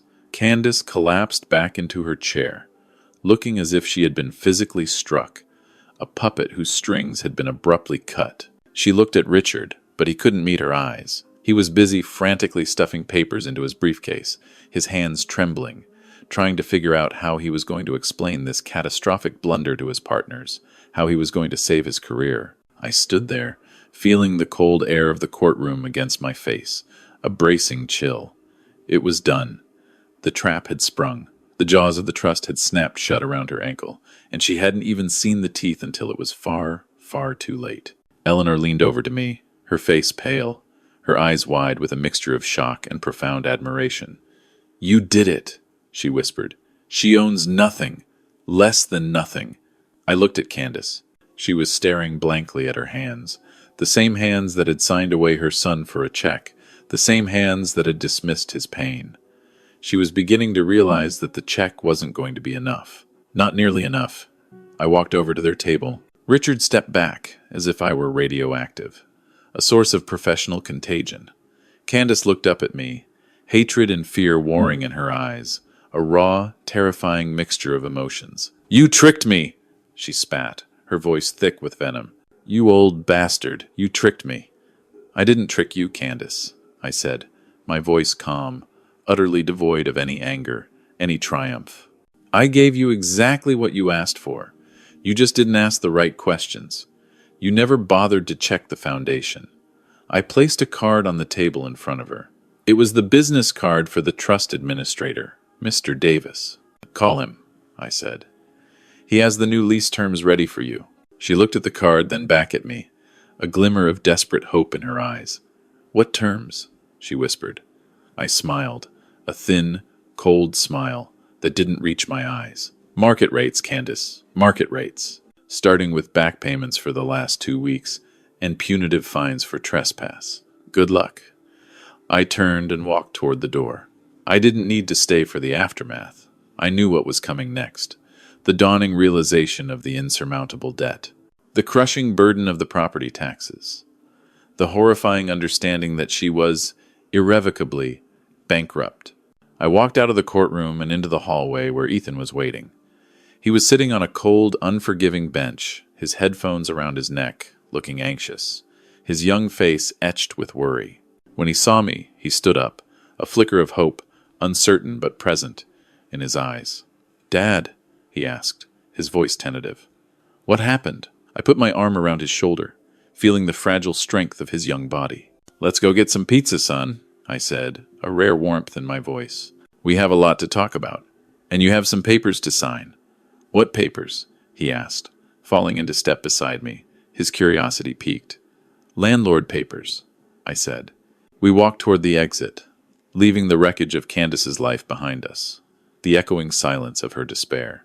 She had wanted the ground beneath her feet to be solid gold. Instead, she had found out it was a trapdoor, perfectly concealed, and she was still falling. The judge had left the bench, but Candace was still frozen in her chair, a statue of disbelief carved from ice and arrogance. Her hands were clutching the edge of the mahogany table so tightly that her knuckles were white bone against her tanned skin. She looked like a woman who had just stepped off a cliff and was hovering momentarily in the air for that split second before gravity remembered its job. Eleanor Vance, my attorney, walked around the table. She moved with the silent, predatory grace of a shark, sensing blood in the water, a quiet intensity in her posture. She held a single sheet of paper in her hand. It wasn't a court document. It was an invoice. She stopped right next to Candace. She didn't shout. She didn't make a scene. She leaned down, her lips inches from Candace's ear. The room was quiet enough that I could hear the subtle rustle of the silk of Eleanor's blouse. Eleanor whispered 5 words, 5 simple, devastating syllables that carried more weight than the wrecking ball that was about to hit Candace's life. "The land belongs to Ethan." Candace flinched as if she had been physically burned, as if a searing brand had been pressed against her skin. She turned her head slowly to look at Eleanor, her eyes wide, glassy, unfocused. "What?" she whispered, her voice barely audible, a thin, reedy sound. Eleanor straightened up, her posture regal, and placed the invoice on the table, directly on top of the useless deed Candace had been clinging to, the paper symbol of her now shattered victory. "The trust," Eleanor said, her voice projecting clearly now, so Preston Thorne, who was already halfway out the door, could hear every word, ensuring there was no escape from the truth. "The Ethan Maxwell Future Trust. It is an irrevocable trust established for the sole benefit of Ethan Maxwell. Arthur is the grantor, the one who set it up, but Ethan is the sole beneficiary. You just signed away your son, Candace, and in doing so, you signed away the only leverage you had to stay on that property. You are now a tenant, living on your own son's land, and the landlord, his trustee, is calling in the debt." Candace looked down at the paper. I watched her eyes track the dense lines of figures, her mind, dulled by shock and previous celebration, struggling to comprehend the brutal arithmetic of her downfall. I knew what was written there. Mr. Davis and I had drafted it with precise, brutal clarity. "Item 1, Eleanor recited, pointing a finger to the first figure, her voice cutting through the stunned silence. "Current market ground rent for beachfront property in Sag Harbor. Zip code 11963. Adjusted for inflation and demand, $60,000 per month. Effective immediately. Payable in advance. The first payment is due by close of business today." "60,000? Candace choked out, her voice barely a gasp. That is impossible. No one pays that. That is the rate, Mrs. Dubois," Eleanor said coldly, her expression utterly devoid of sympathy. "If you don't like it, you are free to move your house elsewhere." "Item 2, Eleanor continued, her finger moving inexorably down the page, each word a nail in Candace's coffin. "This is the painful part. Under the original ground lease terms, the tenant is responsible for all property taxes. However, since the previous owner of the structure was also the grantor of the trust, the taxes were paid directly. Now that the structure has legally transferred to a third party, you, Mrs. Dubois, a readjustment clause has been triggered. You are responsible for the immediate repayment of deferred tax benefits associated with the land usage for the last 7 years." She tapped the bottom line of the invoice. "That comes to a total of $500,000, Mrs. Dubois," Eleanor said, her voice flat, chilling. "Also due immediately." Candace made a sound like a dying animal, a low, guttural moan of despair. $500,000.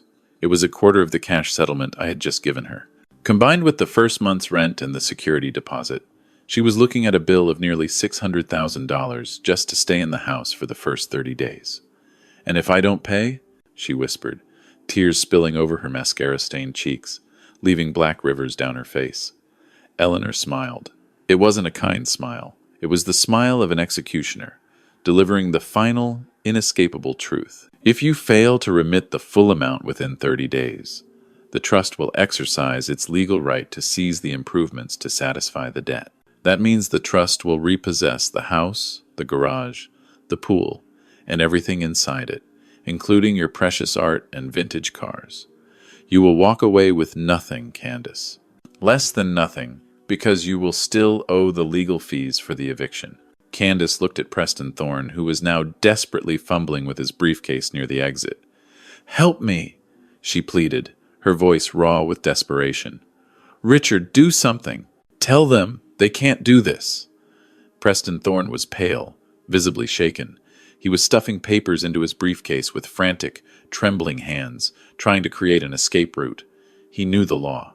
He knew he had been outmaneuvered, outclassed. He knew that any judge, upon reviewing the ironclad trust documents, would uphold the claim. He had committed malpractice by not checking the title, by not verifying the foundation, and he knew his entire career, his carefully built reputation, was flashing before his eyes. I need to review the documents, Miss Dubois, Preston Thorne stammered, backing away from the table, abandoning her completely. We will be in touch. He turned and walked away, almost running, leaving his client utterly alone in the ruins of her supposed victory. But the final blow didn't come from the lawyers. It came from the gallery, from the man who had been her trophy, her symbol of youth and desirability. Chad, the fitness coach, the boy with the bleached hair and the expensive linen suit, had been watching the entire brutal exchange. He had heard the numbers. 60,000 a month, $500,000 in debt. He had heard that the mansion was a house of cards, built on quicksand. He looked at Candace.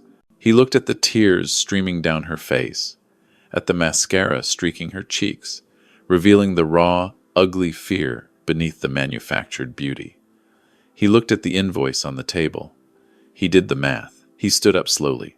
He didn't go to her side. He didn't offer her a handkerchief. He checked his reflection in the glass partition of the gallery, smoothed his hair, adjusted his expensive shirt, and walked toward the exit.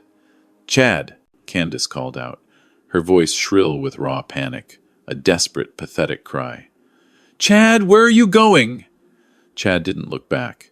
"I think I left my phone in the car," he muttered, pushing open the heavy courtroom doors and disappearing into the hallway, into the anonymity of the city. He wasn't coming back. The gravy train had just derailed, spectacularly, and he was jumping off before it went over the cliff. Candace was alone. Truly, completely alone. The husband she betrayed was standing against her. The son she discarded owned the very ground beneath her. The lover she bought had walked out, abandoning her. The lawyer she hired was fleeing, terrified of the professional repercussions. The house she stole was a trap. She looked at me one last time. Her face was a mask of absolute horror, of utter, profound devastation. The realization hit her like a physical blow, a sudden, brutal impact. She hadn't won. She hadn't escaped.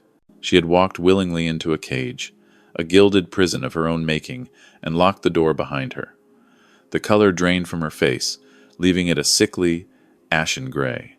Her eyes rolled back in her head. Her hands clawed desperately at the air, as if trying to grab onto something solid, something real, but there was nothing there.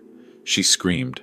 It was a high, piercing sound of pure, unadulterated despair, a raw, primal cry that echoed off the high ceilings of the courtroom, a sound that would haunt me.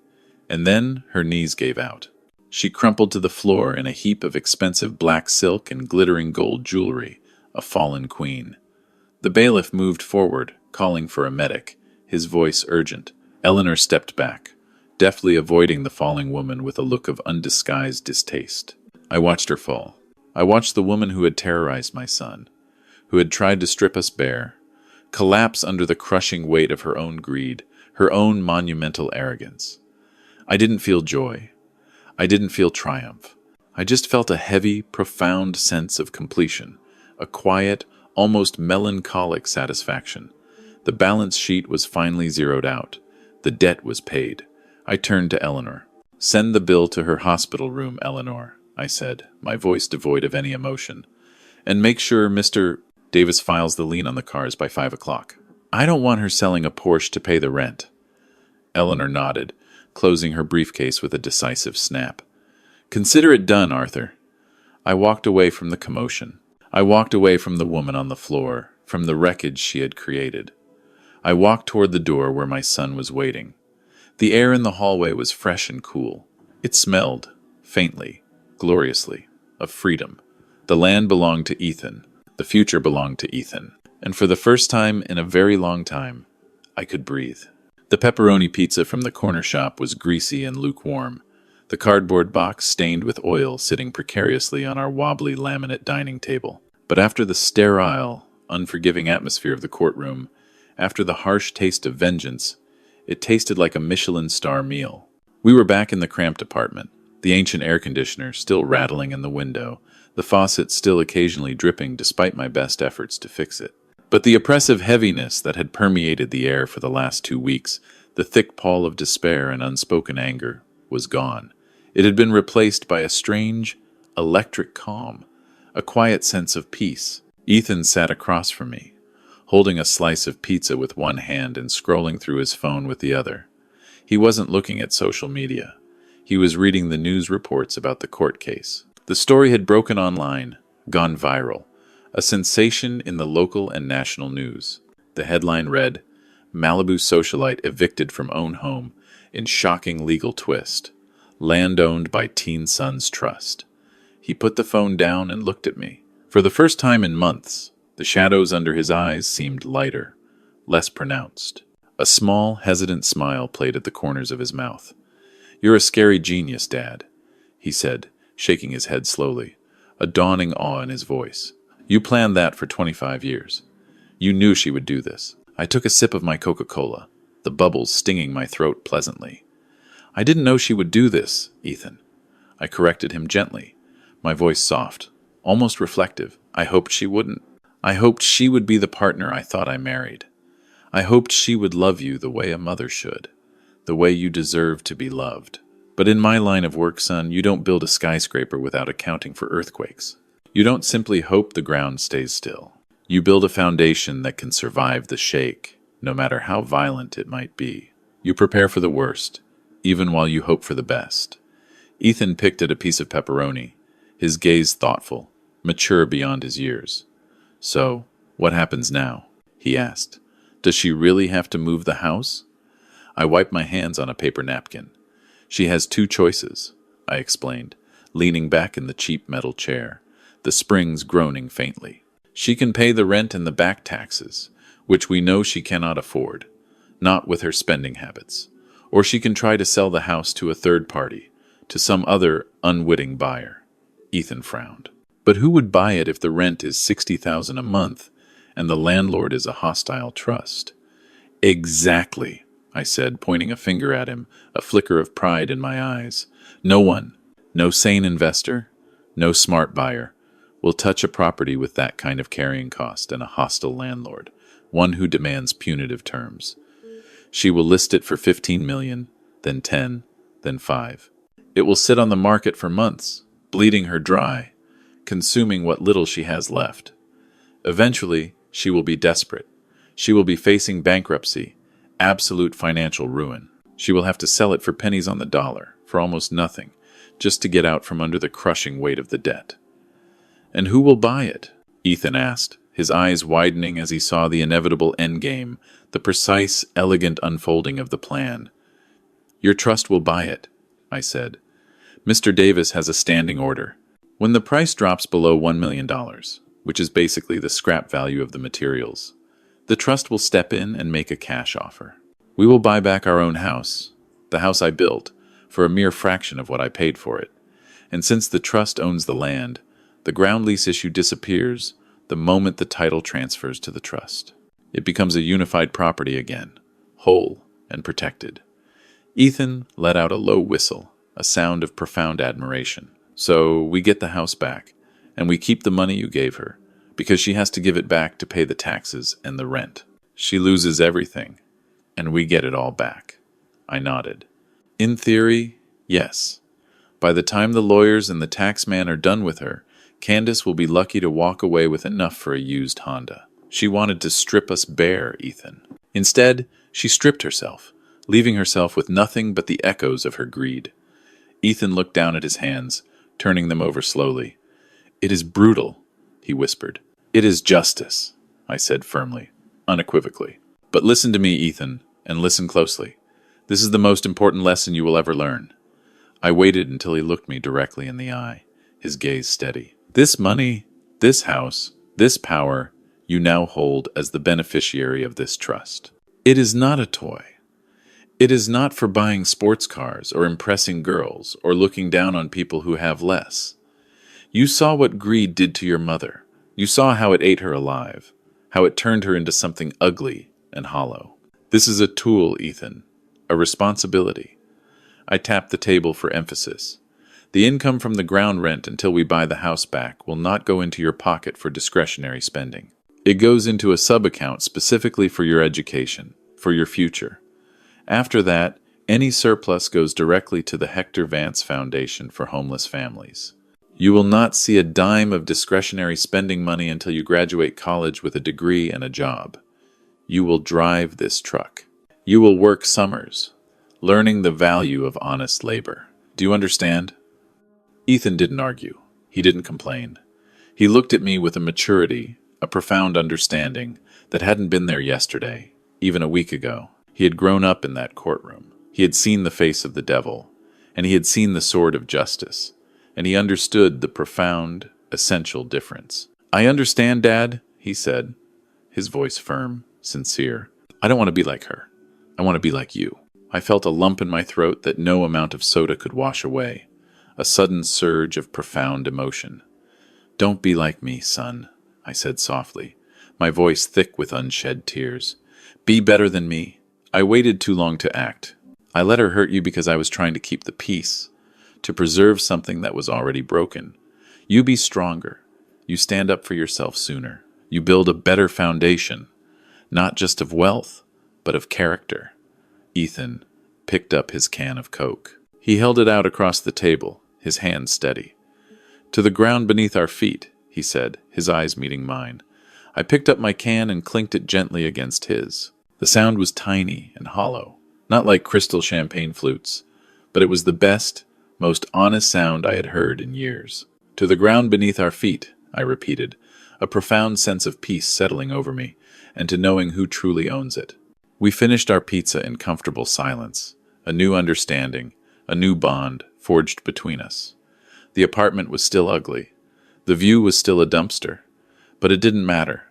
We weren't staying here permanently, and we weren't going back to the mansion either. Not really. We were going forward. I looked out the window. The sun was setting over the city, casting long, purple shadows across the parking lot. I thought of Candace, probably waking up in a hospital room right now, realizing that her life, as she knew it, was utterly over, irrevocably shattered. I felt a moment of pity, just a flicker, a fleeting spark of human empathy, and then it was gone. She had made her choices. I looked at Ethan. He was laughing at something on his phone, a genuine teenage laugh, light and free. He was safe. He was protected. He was going to be okay. I leaned back in my chair and closed my eyes. For the first time in 25 years, I didn't have to worry about the foundation. I didn't have to worry about the lease. The contract was fulfilled. The debt was paid. I smiled a small, private smile, a profound sense of quiet triumph. Let the world think I was a broken old man. Let them think I had lost everything. I knew the truth. I had just closed the biggest, most important deal of my life, and the profit wasn't measured in dollars, in assets, in grand estates. It was sitting right across the table from me, finishing his crust, ready to begin his future. Life, I decided, was going to be just fine.